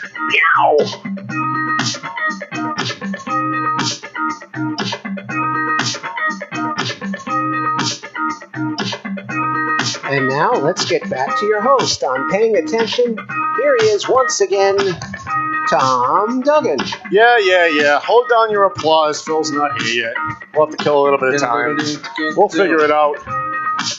All right, I'm back with my co-host Paul. We're waiting on Phil DiCollegiero, Phil of the future. I wanted Phil to come on, Paul, for a couple of reasons. He is running for re-election, and I wanted him to talk about that a little bit and, give him a little free. What is he running for? He's a member of the North Andover Board of Selectmen. Okay. And it's a 3-year term, and it's staggered terms. So only, sometimes some years one person comes up for re-election. Some years 2 people come up. It's a 5-member board. Come on up. We're already on the air. You should have gone to the bathroom before you got here, Phil. It's all right. It's not like he's done this before, right? So we wanted Phil to come on. He's running for re-election. We want to talk a little about like North Andover stuff, but he's also a member of a great nonprofit organization called the North Andover Merchants Association, and they have a big event coming up, and it's actually the night after my event, and I'm actually going to go, even if I haven't had any sleep, I'm going to go. And they do a lot for the downtown North Andover area. They do a lot for North Andover in general, and he's also involved in a bunch of other stuff, so we thought we'd have him come on and chat with us about some things. Phil, thank you for joining us. See, this is new for me. Yeah, I've never been on this show before. I've never been on camera with you. Really? No. We've always been on radio, so I've never had to prepare ahead of time. This is what they look like, ladies and gentlemen. Exactly. So, but first, before we start, what do you think of the new digs? Much better than CAP, right? I think it's neat. I mean, I assume this place doesn't smell like Tom. You just happen to smell like this place. That's right, yes. I pulled up and I was like, it smells like Tom's apartment on the outside. So I guess that's... so clearly you're not the only one that smokes, I guess, anymore. No. Well, we're upstairs from Two Guys Smoke Shop. No. Here at Studio 21 Podcast Cafe. And I definitely want to thank our sponsors, Century 21, Team Zingalis, Twin Lights Security and Investigations. And make sure you give them a call if you need security for any kind of an event or an investigation. EIS Investigations. And I want to give a free plug to DNA paternity testing in Lawrence. That's got to be a tough job. I mean, if you're doing DNA paternity testing in Lawrence, you're a very busy person. And she's been advertising with us for a little while, and her ads ran out last month. And I'm not sure whether she's coming back or not, but I wanted to give her a free plug because I don't know whether she got any calls out of her ad, and I want to just make sure that she gets some. So if you're not sure who the baby daddy is, call DNA paternity testing in Lawrence. They're on Ames Street. Or maybe South Broadway now, but give them a call. DNA paternity testing. Google them; it'll come up, and then you'll find out who the baby daddy is. You'll thank me later. You get that child support payment. That's if DOR wants to pay you. Sounds like the Maury Show, doesn't it? Right? Yeah, we could do a Povich. whole Maury Povich show. Right? Phil is already uncomfortable. This is going to be a great interview. This is awesome. So why don't you start off with tell people who you are, what you do, and then we'll start asking you questions about stuff. So I think I walked in on you introducing me as I'm wrapping up my 3rd year on the Board of Selectmen in North Andover. I currently serve as chairman of the board. Your first term? Yes, we do 3-year terms. So I think when I walked in, you were explaining that there's a 5-member board and we stagger our terms so that 1 year there's 2 seats, 1 year there's 2 seats, and then the final year there's one seat. So we stagger things so that there's never just a complete turnover. Not like what you see other communities around us. Sometimes everyone's up all at once, and so then everybody who comes in, there are instances where everyone is brand new. So it allows for a little bit more institutional. What does a selectman do for a town? Good question. For a town like North, it's Andover or North Andover? North Andover and Andover have the same form of government, and so it's funny. Yeah. I just for the sake of explanation, I always kind of describe it to people who are more familiar with cities as it's like the city council, but it's not. So the Board of Selectmen is the executive branch of town government. Well, the town meeting, and I'm sure we'll talk about town meeting at some point this afternoon, but town meeting serves as the legislative branch. So is there a chairman of the board? There is. That's in North Andover's case, that is me. Yeah. But so the way that works is that you have the Board of Selectmen, which actually acts as almost the board of directors. They hire a professional manager, in the case of North Andover, to manage the day-to-day operation of the town. And, for a lot of us on the board, it's prioritizing. As a great example is our budget and policy statement really maps out everything that we as a board want to see done in the next 1 to 5 years and beyond. And so it's prioritizing expenses, which we then present to town meeting being the legislative body, like again the city council and the city form of government, approves that budget. They can make amendments to it by reducing, not expanding upon, but reducing. For me as a selectman, when I got elected, I really wanted to see us do something about, it's funny, we were talking about mental health before. I guess you two were talking about mental health. I really wanted to see us do something more with mental health, specifically regarding addiction. So much of the root of addiction is related to mental health issues and people self-medicating. And so one of the things that's exciting this year is we've included in our budget a mental health program that mirrors what they've done successfully in Andover, where we do, by the way, have metrics to compare it against. You know that you said before people like to spend money without showing results. In the case of Andover, they showed results. And so that's why there's a little bit of intrigue on my part. So I'd like to see that in my next 3 years, get that program implemented. Hopefully it's approved by town meeting this May. Town meeting, if I could just stop. Town meeting is the most pure form of democracy in America. Your city council is so like in Lawrence, Haverhill, you go to city council. They basically make the policy decisions for the town. They make the spending decisions for the town. But at town meeting, and under this form of government, any voter can show up at the high school at town meeting and make an amendment and say, no, I want to take $10,000 out of the budget and hire a school resource officer. Or I want to take $15,000 out of the budget and pave High Street. And if enough of your fellow... Or, Tom, and I want to interrupt, we've had people come and say that they wanted to see us spend billions of dollars if we don't do X or don't do Y. Right. And of course, the town meeting fortunately showed better judgment than that and rejected such proposals. But the point being, it's a pure form of democracy where anybody can approach the podium and say, I want to do X or I want to do Y. Come up with their own ideas. Which is very different from a city council form of government, because if I have a proposal before the Lawrence City Council, I have to submit it to the council president. He can just decide not to put it on the agenda if he doesn't want to discuss it and doesn't want to have it happen. If he puts it on the agenda, it's up to the people who are elected, the elites, the insiders, to wheel and deal amongst themselves and vote yes or no on it. And you have no say about, well, geez, can we add an amendment for this or for that? But in town meeting government, it's the actual people. It goes back to like the Constitutional Convention, right? The actual people show up and say, no, I've got an idea. And if their fellow citizens say it's a great idea, then they do it. And then the Board of Selectmen's job is to implement that. Right. And to do what the people tell them to do. So when I moved to North Andover and I went to my first town meeting, I was in heaven. I mean, as a First Amendment guy, this is the best. Anybody can speak on any topic that they want that has to do with the budget or what's on the town warrant, and if we had more of that in America, I think we'd be better off. All politics is local, right? As Tip O'Neill once said. It is. It's messy. I mean, certainly you have to be somebody who's willing to go and sit through. But that's government at any level can be contentious. I think that it's messy because I think there are people who would like to go and participate, like the idea of it, and then they go there and they listen to the debate and. Not everybody wants to hear a debate on every single issue. Right. Well, yeah, you've got some people that want to talk about every single issue, right? And for 20 minutes each. And some people are there because they want to talk about their issue or they want to listen to their issue, but don't really want to talk about or listen to other issues. And not because they're stubborn. It's a reminder that the act of governing, the job of governing, is not something that's done just in a ballot box. Just in a ballot booth. So it's pretty neat. I think you see about, even on our worst years, you see about 300 to 400 people participating, which... I said this yesterday. I was talking to one of our colleagues, and it's great because it's a feeder system, for people who want to get involved in the community in any way that they can. And it's not – there aren't obstacles to that. If you want to get involved in North Andover's town government, you show up to a town meeting. You don't have – some communities have representative town meeting. You have to be elected from your precinct or your ward. Right. I don't know if that bastardizes democracy, if you ask me. Well, it creates another layer in between government and people. I like the way North Andover does it.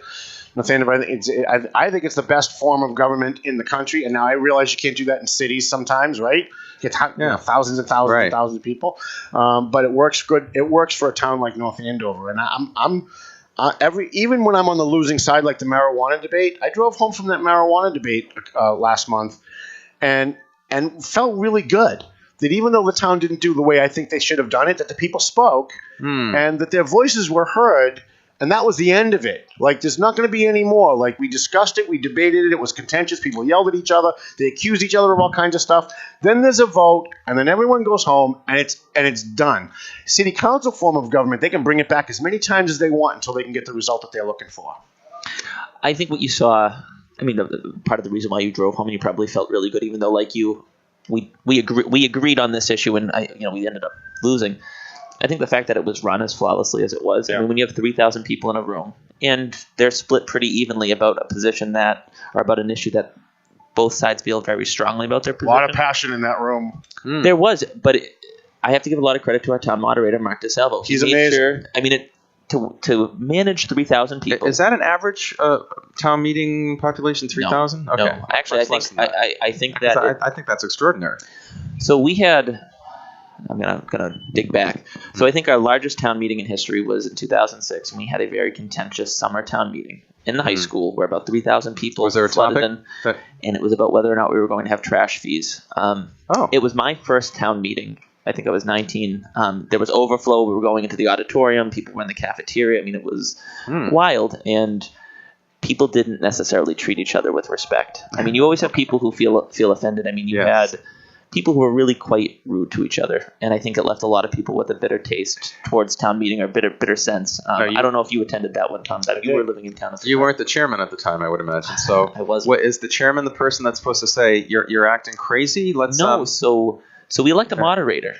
North Andover, and that's happening this year. So part of North Andover's town government is you elect selectmen, you elect school committee members, you elect representatives to the Greater Lawrence Tech School Committee. You elect a representative each year to the housing authority that manages our local housing.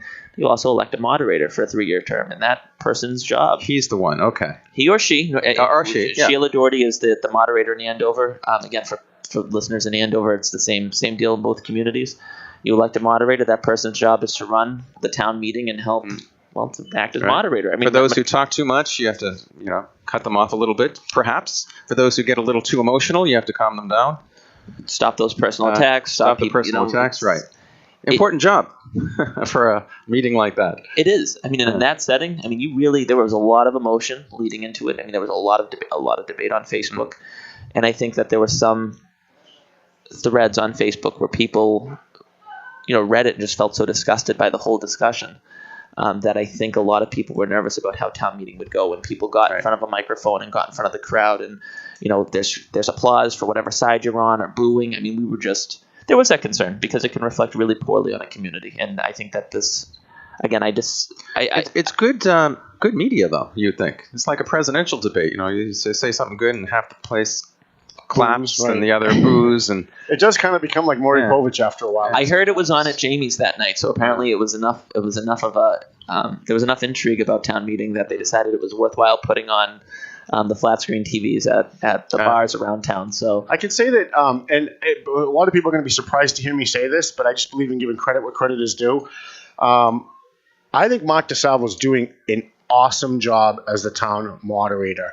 I know he's left wing. I know he's in with the Democrat Party. Why do you say it that way? Well, because before he became town moderator, we all knew Mark DeSalvo as the inside Democrat who was always trying to recruit Democrats and push liberal ideas on the town, and that's true.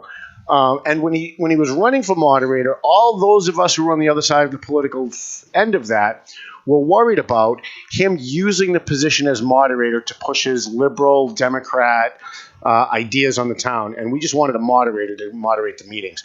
He proved us wrong. He got up there at meeting after meeting after meeting at town meeting and ran right down the middle, was very fair to both sides, even sides that we know he didn't agree with. He's an extremely fair individual, and I don't think he gets portrayed that way by the people who disagree with his politics. I was one of them, and that's why it's like only Nixon can go to China. That's why I'm the one that I want to say it. I want to be the one to say it because I was one of the people that campaigned against him when he ran. I campaigned for Dr. McMillan. Thought Dr. McMillan would have been a great moderator, but Mark DeSalvo has surprised me, and there isn't half the shenanigans that people thought were going to happen. The only thing that I would add, and I don't think it's a deficiency on Mark's part, I think it's just something nobody's thought of, and that's that my biggest problem with the last town meeting in North Andover, they were arguing over the marijuana facility, and people were off. They were off message. You had a doctor got up there and showed brain scans of what marijuana does to a teenager's brain. We're not discussing that. We're not discussing whether marijuana should be legal or not. We're discussing whether or not we should have this facility in North Andover. And I would like to see the town moderator, whether it's Mark or anyone else, try and keep people more focused on what the issue is, because that meeting didn't have to be 3 hours. It could have been an hour and a half, because you had people getting up there talking about the evils of marijuana. Well, if we were debating making it legal, fine. But we lost that fight, right? I voted against making marijuana legal. That fight is over. That was on the ballot. The voters chose. It's legal. Why are you making an argument about something that's not before us? And because it's marijuana related, they got away with it. But I'd like to see the town moderator at least be a little bit more tough. If you're going to talk about an after-school program, I don't want parents getting up and talking about special needs. I want them to talk about the damn after-school program. That's my only suggestion, and I know a constructive criticism that you made, but in fairness, that was a pretty unique topic. It was. Marijuana is not a topic that gets debated, although it feels like it does every year at our town meeting. The reality is it's a new issue, and we were debating whether we were going to have a bylaw limiting or prohibiting it, period. I mean, this was our first time. We were developing a whole new bylaw for an issue that up until very recently was illegal anyways. I think the uniqueness of the topic is why the debate went the way that it did, but I agree with you. I think that the way he runs a town meeting is efficient. I mean, I think it makes it enjoyable to sit through. I think if you're somebody, I mean, that's a loosely used term. I think there are some people who just don't like sitting through town meeting, period, but do it because it's their civic duty. But he certainly makes it easy. If you're a first-time participant, he makes it easy for you to go there, understand what's happening, and I think it's less intimidating to approach that microphone. He's also implemented measures when he first became town moderator 3 years ago. He implemented measures. I'm sorry, six already? Wow. Boy, I feel old. He also implemented measures when he became town moderator to make it more open for people who couldn't physically attend. So if you wanted to email a question during town meeting, you could email a question in, and he would look at it, and if it was relevant, he would get up to the microphone and say, on behalf of Paul Morano, who asked this question, he wants to know, how does the Finance Committee feel about this issue? So it's live on cable TV, right? Right, Okay. yeah. So All right. people can watch it online, they can watch it on TV, but they can also email in their questions. There are a lot of people in North Andover that work second shift can't go to town meeting, but maybe they have questions about things. Maybe they want a certain point to be made. And he opened that up, and I certainly don't ever want to see anybody voting electronically for town meeting. I want people present if they're going to vote, so we can make sure you're who you are, who you say you are. But having more participation, I think, is always good.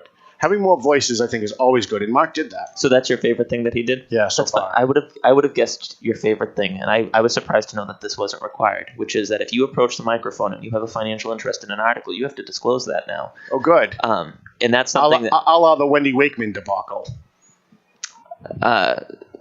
Yeah, with the Historical Commission. All right. Anyway, so at least with Mr. DeSalvo, when it comes to North Andover town meeting, when it comes to the North Andover town meeting, and you approach the microphone, you have to say if the article that's before you is something that's going to financially benefit, or you are an immediate family member will personally benefit from financially. It's something that I don't think I really ever thought of it. I mean, again, you're talking over 6 years ago that he became moderator. But it was something that I think other town moderators across the state took and said, okay, we're going to run with this, because you do have, I mean, I think of this particular issue that popped up. You had town residents that wanted to make a change. They felt passionate. They felt like it was something that should happen in North Andover. And there were people who did have financial interest, which there's nothing wrong with that, but it is important because it helps, I think, people digest whatever the argument is. It gives people a full picture of why people are objecting or are being in favor of something, right? Sure. I mean, it just allows you to make, right? Everybody reacts differently. We're going to have, I'm sure, many more discussions. There's one other thing that Mark, and I think Mark did it. If he didn't, then you can give the credit to whoever the other person is that did it. But for the first time this year, I showed up at town meeting, and they asked me for an ID. They said, you have to give me an ID. There was no have to give an ID. It was in order to expedite registering, you could provide your ID. I believe the way that it worked was that you could provide your ID, and it would allow people to just enter it into a poll pad. So that way it was about efficiency. You didn't have to have an ID. I was told that I had to, and when he first asked for my ID, I got mad because my first reaction was, I've been coming here for 15 years. I've never been asked for an ID. What do you mean an ID? You did not have to show And then ID. it snapped in my head, and I went, oh, this is a good thing.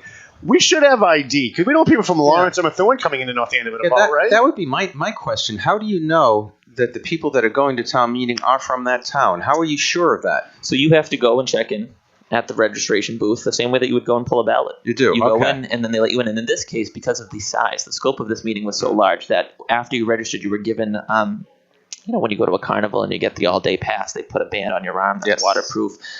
Basically, they put those bands on your arm. It's not basically, it was. They put a band on your arm, and so you had to have it, I think, on your left hand, and that was the hand you had to vote with. So that way the tellers, because we had, I believe, 60 volunteers counting. I mean, we had 20. I think the final number was about 2,600 people voting. And so there were folks in every section having to count, and there were two people in every section counting the votes, and then they'd have to make sure that each one got the same number.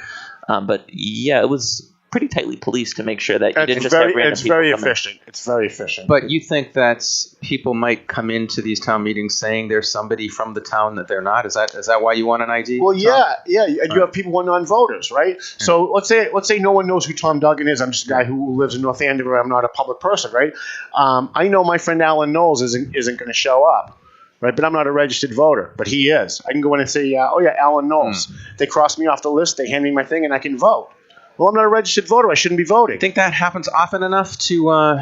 Probably not in North Andover, but why have the mechanism that would allow it? Because somewhere down the road, we're going to have a contentious issue that does affect another town, and people are going to be busing people in, and then we have no way to stop it. We have no way, unless we know a person and we catch them doing it, there's no way to stop it. It'd be like Lawrence voting. So in our 400-year history, because that's North Andover, 370 years, maybe we will have a contentious issue that impacts people. I'm sure we already have that impacts people in other communities. Like once every 10 years, right? We have like a big issue. We had like the override issue 10 years ago. We had the marijuana issue this year. Well, big issues that impact us. I mean, I guess it could be argued. It depends. It could be argued that the marijuana issue actually impacted people in Haverhill. I mean, let's put it this way: there were people in North Andover who were very passionately opposed. And I chuckled, not because I certainly disagreed with them, but not because I didn't take their argument seriously, but I chuckled because if you actually took a line from the Osgood property and drew a perimeter around it, every single person living in the city of Lawrence lived closer to the Osgood property than a significant chunk of North Andover. Right. And so it was funny because you had a lot of people who said, this is really going to hurt our brand. I didn't believe that was the case. I think Rosemary Smedili, I can't believe I'm saying this again. People are going to drive off the road twice today. I think she's the only one that brought up a good point on the other side when she talked about the brand. She said, North Andover's brand is sheep shearing, helping veterans, Veterans Day, Memorial Day. That's what we're known for. We don't want to be known as the place where the pot farm is. We don't want to be North Andover. That's where they grow marijuana. I think it was at least a valid concern. I don't think it was valid enough to stop the project, but I think she at least brought a valid concern. Everyone else that spoke was just lying. Everyone else that spoke was really against marijuana being legal, and that's what they were arguing against. They weren't saying anything valid that this project would do that would hurt the town. They were saying it's bad for kids. It's going to be a drive-up window. They're going to take all the water out of Lake of Chickawick. And none of those were true. None of those was true. And they were only lying because they were too embarrassed to admit that their real position was that they're against marijuana, and that's an illogical, irrational position since it's already legal. I mean, lying is a strong word because I don't think that everyone was lying. I don't think I don't think that there was necessarily conscious lying on anybody's part. I think everybody, proponents and opponents alike, approached those microphones and wanted to tell their story and wanted to say why they were in favor or against the project. I think where the lie comes, Paul, hopefully you'll agree with me on this. If you get up at a microphone and you say, my objection is X, Y, and Z, but your real objection is A, B, and C, yes, that's a lie. And what if their objection is A, B, C, X, Y, and Z? Well, that's actually what I was going to say. For example, Paul's always got to go that way. If you you would agree with me? No, that's not. You're saying these people don't want marijuana legalized, right? Therefore, they don't want this project, right? I think the the all six of them that Phil just mentioned could be something like, to use another example, if you don't like the idea of strip clubs and you know that they're legal, that doesn't mean that you want them in your town. Right. So you don't like the idea, and I don't want them in my town. I'm not saying it shouldn't necessarily be illegal, that night. To me, it was more like someone showing up at town meeting and voting against a liquor license for a liquor store on Main Street because they don't think alcohol should be legal. But they don't say that at town meeting. They get up and they say, alcohol is bad. It hurts children. This liquor store is gonna hurt the neighborhood. You're gonna have bums hanging around outside of it. People are gonna be bumming cigarettes off you. It's gonna cause a problem.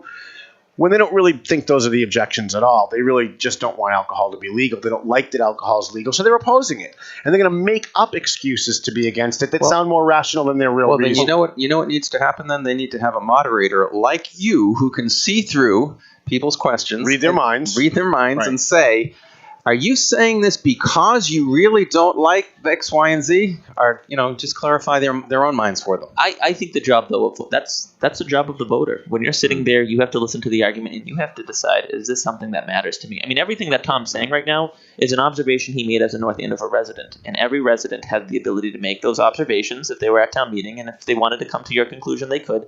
I didn't necessarily come to that. I mean, I think that there was a lot of fear. I think that there are people who think of marijuana in a very different way than other people do. I mean, I have to say, so when it's generational too, right? I don't know. I have to say, I don't think it's generational. Really? I knocked on doors, and it's really funny. I knocked on a door of of a former second grade teacher of mine, a really amazing woman, and it was funny. She goes, "Oh, Phil, I'm glad you came by. I just got back from Foxwood." And I laughed because, of course, what's the next topic of conversation? Well, what do you think of town meeting in 2 weeks that's coming up? And I found myself talking to my second grade teacher about how we both agreed that this would be a good site for our town. And I don't think I talked to a retired firefighter who said the same thing. He was a little bit more direct about, heck yeah, we should do it. But then I spoke to people that I went to school with, that I graduated high school with, who were like, "Oh, do you think I should go to town meeting?" And I said, "Oh, I think anybody should go to town meeting." "Well, do you think it's going to pass?" And I said, "Well, I hope it does." "Oh, then I better go because I don't want it to happen." And I'm like, this is funny because I speak, again, I'm speaking to my former second grade teacher who's long since retired, and she's in favor of it. And I'm speaking to peers, our contemporaries that aren't. And I think it was just an interesting discussion. I think one of the arguments that an opponent made was, how will you tell your kids not to do this? And I said, well, how do you tell your kids when, you have a glass of wine with your wife? What do you tell them about not drinking? They shouldn't drink before they're 21. That's the law. And I think that the same thing could be said about marijuana. Ultimately, I mean, we had the debate. We actually had the debate twice, Paul. So we had this debate at town meeting in May, and there was a feeling, quite a few people who spoke against it said that they didn't have enough time to review it. Okay. It was a little bit rushed last year. I felt comfortable giving the green light to it last year. The majority of the Board of Selectmen did. Of course, actually 58% of town meeting also did last May, but they needed to have 2/3 of the vote, and so it failed. And we were able, fortunately, to have a second bite at the apple, and that's kind of what this second town meeting was. Clearly, the group of people that gathered this past January didn't feel like we should pass it, and so the legislative body got together, they spoke, any voter that wanted to go could have, and they said no to it.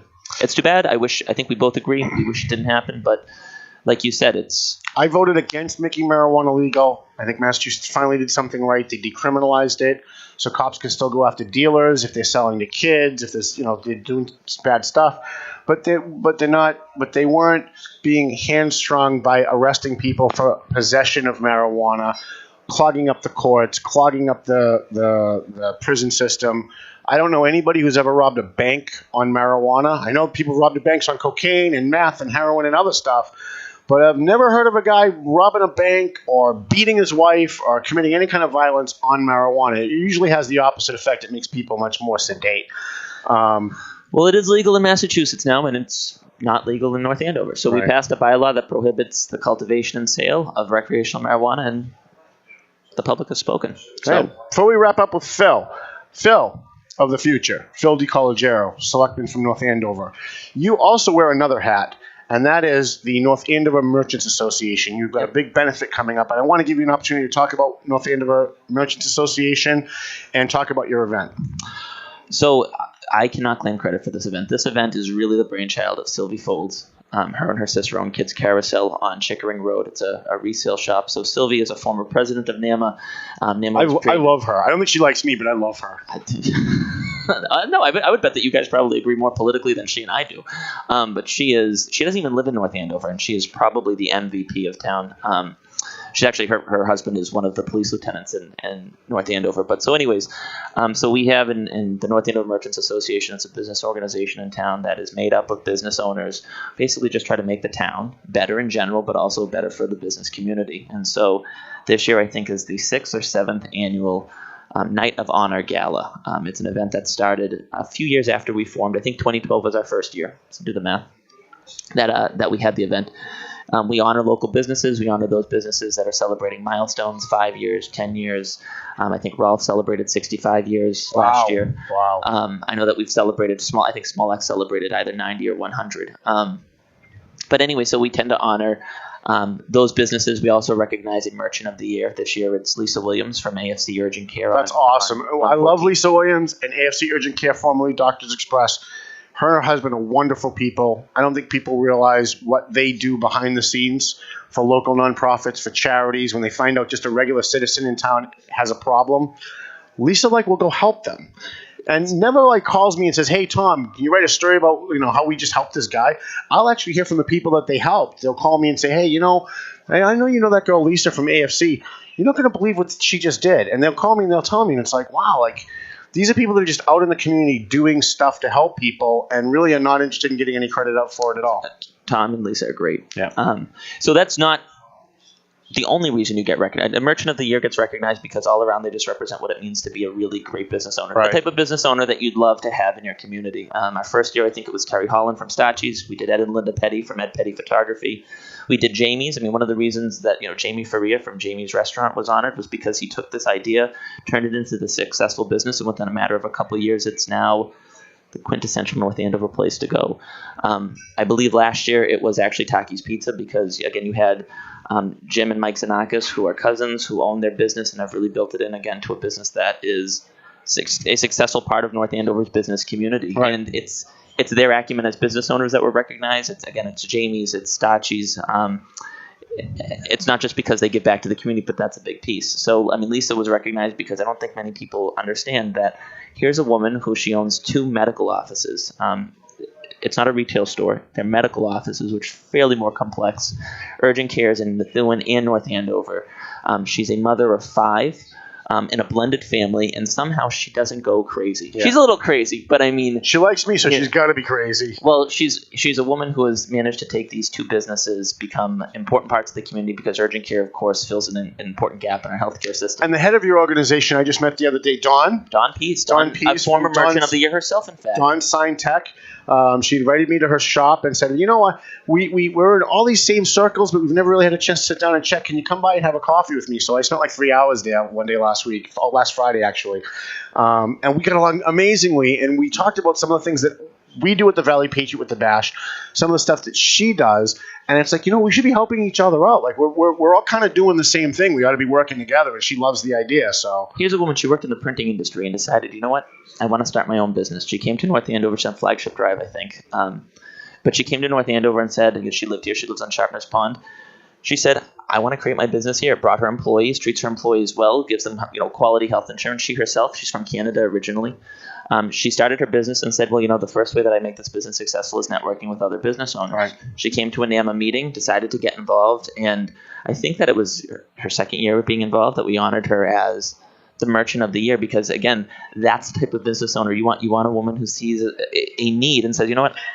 I want to create a business like this. This is the type of business I want to run, and that's what she did. She creates a quality product. If you saw her studio, you understand that she does some really neat things there when it comes to vinyl printing. She actually does wraps that go all around vehicles. I saw those. Those are nice, and they're multicolored. As you're looking at them, they change colors. I've never seen that before. It's a brand new thing. In fact, she did a wrap around her car, so you can't miss it. It says Dawn Sign Tech, but it actually changes color if you're looking at it in a certain angle. It's a neat. See, I could never do that because the people in Lawrence would be able to identify my car easier to shoot at it, so I couldn't do that for my car. But I understand why other people would want. It's only people in Lawrence that are after you. Really? Well, yeah, because that's where the threats are coming from. And so you had asked specifically about the Merchants Association annual event. So we're doing that the last Saturday of it's the night after your bash. I don't know why I said your bash. It's Brenda Rosie's bash. That's what pretty much Brenda and Maria's bash. It is the night after Brenda Rosie's. The night after Rich and Brenda and Maria's bash. Yes. Where Tom Duggan just kind of crashes it. So it's Saturday, and so give me the date because I honestly don't remember that. So you're on the 24th. I'm on the 23rd. Okay, because I thought they were double. So everyone come to our bash on the 23rd. Then the following night, everybody go to the North Andover Merchants Association bash thing that they're doing. And where is it? So it's at the North Andover Country Club, and the proceeds from this event go towards giving a scholarship to a young man and young woman who live in North Andover that are seniors in high school that are pursuing degrees in business. We are also giving this year, it's the first year that we're doing it, but we're giving a scholarship to anybody, one scholarship to a person who is not necessarily a resident of North Andover, but is connected to an existing business, because of course all these business owners They work their butts off to provide for their families, and that's what groups like this should exist. Let's take a quick break. Do you want to stay with us for the next segment? We're going to do another 10-minute segment when we come back. Do you want to stay with us and just talk politics and stuff, or is that going to make you feel too uncomfortable? What are we going to talk about the Me Too movement with the dais of all men, and noticeably absent are the people that are actually because you don't have to be that thing to have an opinion about that thing. You don't have to be a woman to talk about sexual assault. Well, of course not. No. Well, was Ted Kennedy a poor person? I think that if you're going to have a Ted Kennedy a poor person? I don't think he was a poor person. No, but he was the biggest advocate for women, wasn't he? And for poor people. And for poor people. That's what I meant. For poor people. He was the biggest advocate for poor people, right? But he wasn't poor, was he? No, but there's a big... And he advocated for women, but he wasn't a woman, was he? No, but we're criticizing... You don't have to be that thing in order to have an opinion on that thing. If we're going to criticize a movement, or I should say, if you're going to criticize a movement, we should probably try to have somebody who at least is impacted by the movement. Yeah, no, listen, I'm impacted by the movement. I bet you are. The movement is not only impacting women, because the whole point of the movement is to screw men. So that's what it is. I happen to be a man, and I have an opinion on it. It's not to bring attention to the fact that there are women in this world who are actually suffering at the hands of men, and people just don't even realize. If you're a friggin' idiot and you don't know that there are women in this world that are being victimized by men, having a Me Too movement ain't going to help you. You're an idiot. You don't think so? You don't think that this is... people know. I mean, no, I'm not going to say on this show. If you live in the real world and you watch CNN or MSNBC for 4 seconds, you know that this is true. You're right. The real world does watch CNN. I hate you so much. All right, Phil of the future. Oh my goodness, I'm getting pictures on instant messages now. Are you sure he's not Phil of the past after that's that the end of the show. Holy good God. What is that? Wow. We'll be back after this on Paying Attention. As if I've survived this. What's that? Can I see?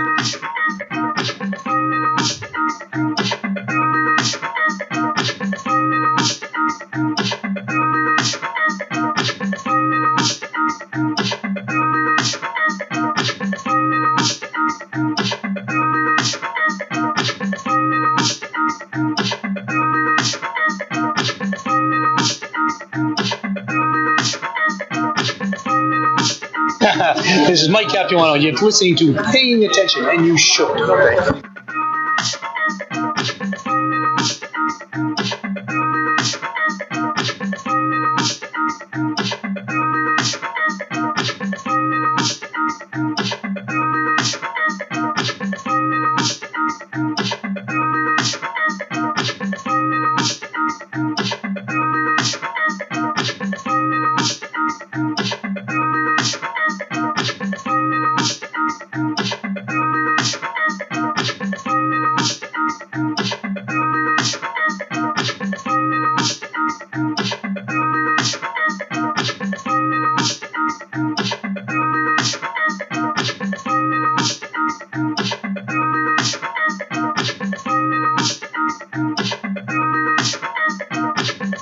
Hi, I'm Joe Zingales. And I'm Rosanna Zingales-Lopez. We advertise in the Valley Patriot newspaper. Why? Because it really works. Hi, I'm Allie from EISA. We provide security, investigations, and training.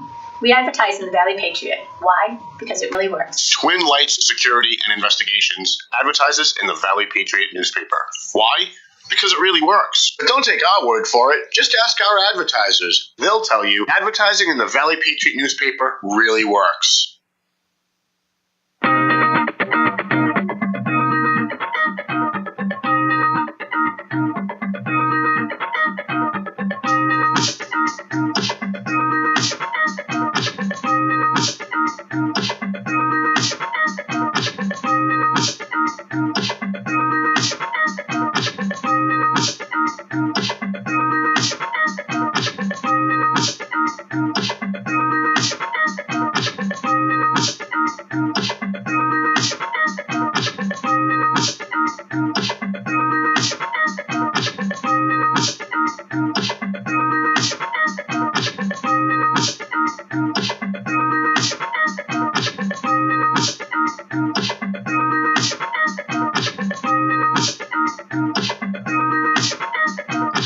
On the United Podcast Network, you are paying attention. And once again, here's your host, the Tom Duggan. She is so fucking beautiful. You're on, Tom. Hey, how you guys doing? I'm gonna marry her someday. Tom Duggan here on the Paying Attention podcast. No, please, no, stop, no. Paul Morano, my co-host. I want to thank Phil of the Future for coming in. I wanted to talk to him a little bit about town meeting. I think it's good to educate people. There's a lot of people who live in New Hampshire here. We're in Salem, New Hampshire, at Two Guys Smoke Shop, Studio 21 Podcast Cafe. And there's a lot of people in New Hampshire. Most towns in New Hampshire are towns, and they have this form of government, this town meeting form of government. But most people don't know what town meeting form of government is. And I wanted him to talk about, a lot of things, but I really wanted to get out educating people about what town meeting and town meeting form of governments are, because it is the purest form of democracy. He's not on still. Yeah, it seems. They've been around for forever, right? Since the beginning of the country. Since before the beginning of the country. Yeah, so 300 and something years. It should really be. I know that a lot of people don't know about it, but they should by now, right? So and he's on the ballot. He's running for re-election. What's funny is, and you'll remember this, Phil and I started off not on the same side of anything. Yeah. Phil ran against my girl Diana DeZoglio for state rep. Okay. And she kicked his ass all over the district. It was hysterical. But after the election, and it was a very contentious election. It was very contentious when he ran against Diana. But when the election was over, he manned up. Yeah. And he went to Diana. He went to her headquarters and said, "I want to help you. You're the nominee now. I want to help you win." He ran against her in a primary. And he manned the office, and he stuffed envelopes. No job was too small for this kid. He was making phone calls. He was knocking doors with her. He was putting flyers on cars. And he wanted to be the nominee. He wanted to be the guy that was there. Most people, when they lose, they don't do that because it's personally hurtful. They see themselves helping someone that should be them. And Phil put his personal pride aside. And that's very difficult for any politician to do. And he helped Diana get elected. And he worked his ass off. He really worked hard. He worked as hard, if not harder, than anybody else that worked on their campaign. And I gained a new respect for him. I mean, I had always kind of respected him, even though we disagreed on stuff. But I gained a real respect for him as an individual, as a human being, because he really does care more about the town than he cares about his own political career. And shortly after that election, he ran for selectman, and he won. And I'm glad that he won, because he seems like the only voice of reason sometimes on that panel. So that's why we wanted to have. Was that Phil of the future? Was that election close with Diana? No, not really. No. Okay. No, I think she slaughtered him. Phil, was that a close election? He's still here. He's lingering. You want to see what we say about him? He's halfway down. That wasn't a close election, right? She slaughtered you, right? It wasn't even close. It was I got 5 precincts. You got 7 precincts. Yeah, 7 to 5 isn't a slaughter. Yeah. Yeah. Notice he gave you precincts and not votes. Well, if you counted up the votes, it was a lot more. All right, very good. You know what's weird doing this show and not giving out a phone number? Why don't we? For like 30 years, I did radio, and I always gave out a phone number. We can give out a false phone number. Would you be okay if we retooled this show to take calls? Would I be okay? Yeah. Well, you're my co-host. I want to make sure you're okay with what decisions I'm going to make. Why not? I love phone calls. How about Skype calls? Someone wants to call in on Skype, we can actually pull them up over here so the people at home can see what they look like. Like a real news show. Yeah, why not? Right? So you're okay with that? Of course. So maybe next week we'll start putting that in the works. We had a bunch of stuff that we were going to talk about in the first hour. Some of it we didn't get to. I know you had a couple things on your list. What didn't we get to? We've got 10 minutes. We got 8 minutes left, Paul. What didn't we get to? It's only 5 minutes. Well, 5 minutes left. Do you want to go back to the Me Too hysteria bullshit?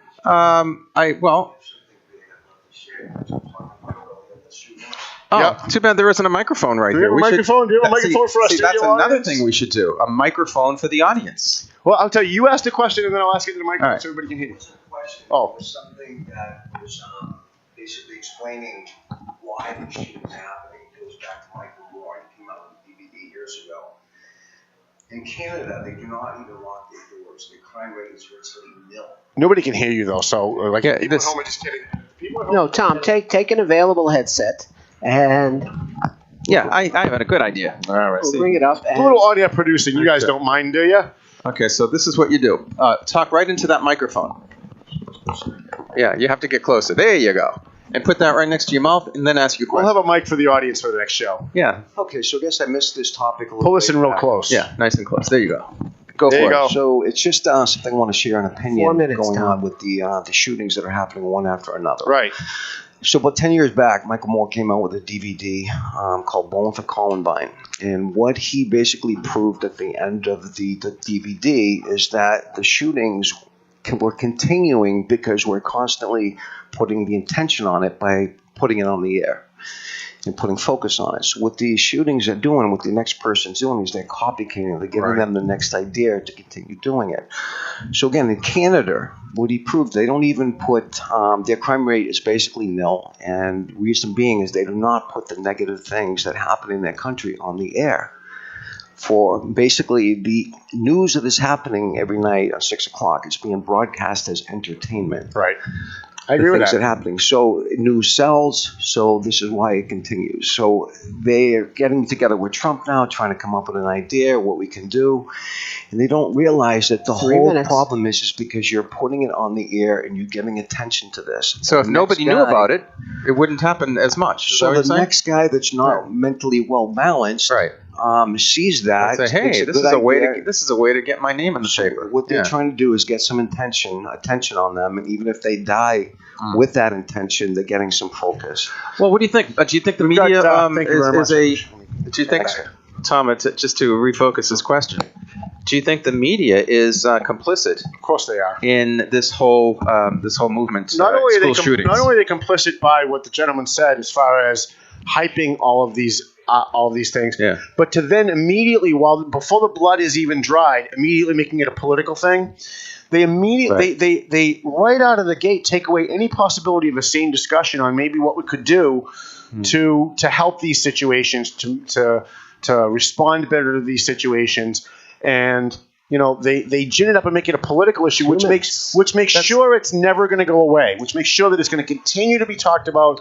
It's always going to be what I call the CNN narrative to disarm the American people. Now that's all true, but how far back and how far do we go with this? In other words, should we know JFK's assassin's name, or Robert Kennedy's, or Martin Luther King's? It seems like these names are everybody knows them for generations, and for maybe centuries. No, because you know what? We know the names of the people who murder cops. Yeah. We don't know the cops. People don't remember the names of the cops that were murdered. Right, exactly. And we need to stop glorifying these people. And CNN does it, MSNBC does it, even Fox News does it. All news does. Stop glorifying these people. That's a great idea. Let's do what Canada does. Show it when it's happening. Have an interview with the kids or the sheriff, whoever law enforcement is, and then move on to another story. And Don't show the face. That's a good point.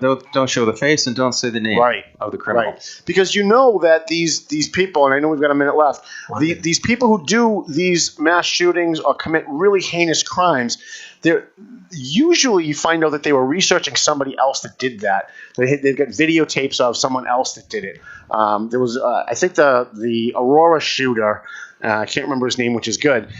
Studied Columbine and how the reaction to Columbine before he went and did what he did, so we have a better idea as to how police would respond when he did what he did. If people are so influenced, maybe news should make a concerted effort to run good stories of people doing charitable work, not going to do that. Generous work. They're only going to do that if they're a liberal Democrat and they're making somebody that disagrees with their politics look evil. Other than that, they're not going to do that. Well, yeah. Right. Our audience member says by doing it every week and keep doing it, you keep perpetuating it over and over and over. And I agree with that, Paul. Yeah, I mean, how long is this story going to last? Right. I mean, underneath the media, lots should be happening. Right. Final thoughts, Paul? Why the media? Final thoughts. It was incredible to have a 77-degree day in southern New Hampshire yesterday. Unbelievable in the middle of February. So I'm very grateful for that. I wasn't happy about it, but I'm glad everybody else was. Now that it's back in the 30s or 40s, I think we're back to reality. All right, let's start the song for the end of the show. Do you have that paying attention song that I gave you? All right. It's not. Well, this will do. I guess. We're going to have to work on that. All right, listen, we have our Charity Bash March 23rd at the Firefighters Relief Inn in Lawrence. If you'd like to sponsor a scholarship for a kid at Lawrence High School, if you'd like to donate a raffle item, it goes to the veterans. If you'd like tickets, you can get them on Eventbrite. You can always email me at valleypatriot@aol.com. Thank you, Studio 21 Podcast Cafe. Our buddy Dave Garofalo, the owner of Two Guys Smoke Shop, come down and have a couple of cigars. I want to thank Joe Zingales at Team Zingales Century 21 in Methuen on Pleasant Street. Twin Light Security and Investigations. A&B Auto with Angelo at A&B Auto South Broadway in Lawrence. And who did I forget? EIS Security and Investigations. Thank you, Joe Solomon. Thank you, all the advertisers and sponsors. We need more sponsors. It's like $50 a week. We'll promote the crap out of you. Trust me. Give us a call. Shoot us an email. Thank you, Paul, for coming. Thank you, everybody, for being here. Thank you, Phil, of the future. And, of course, Stu Fink, our fine producer.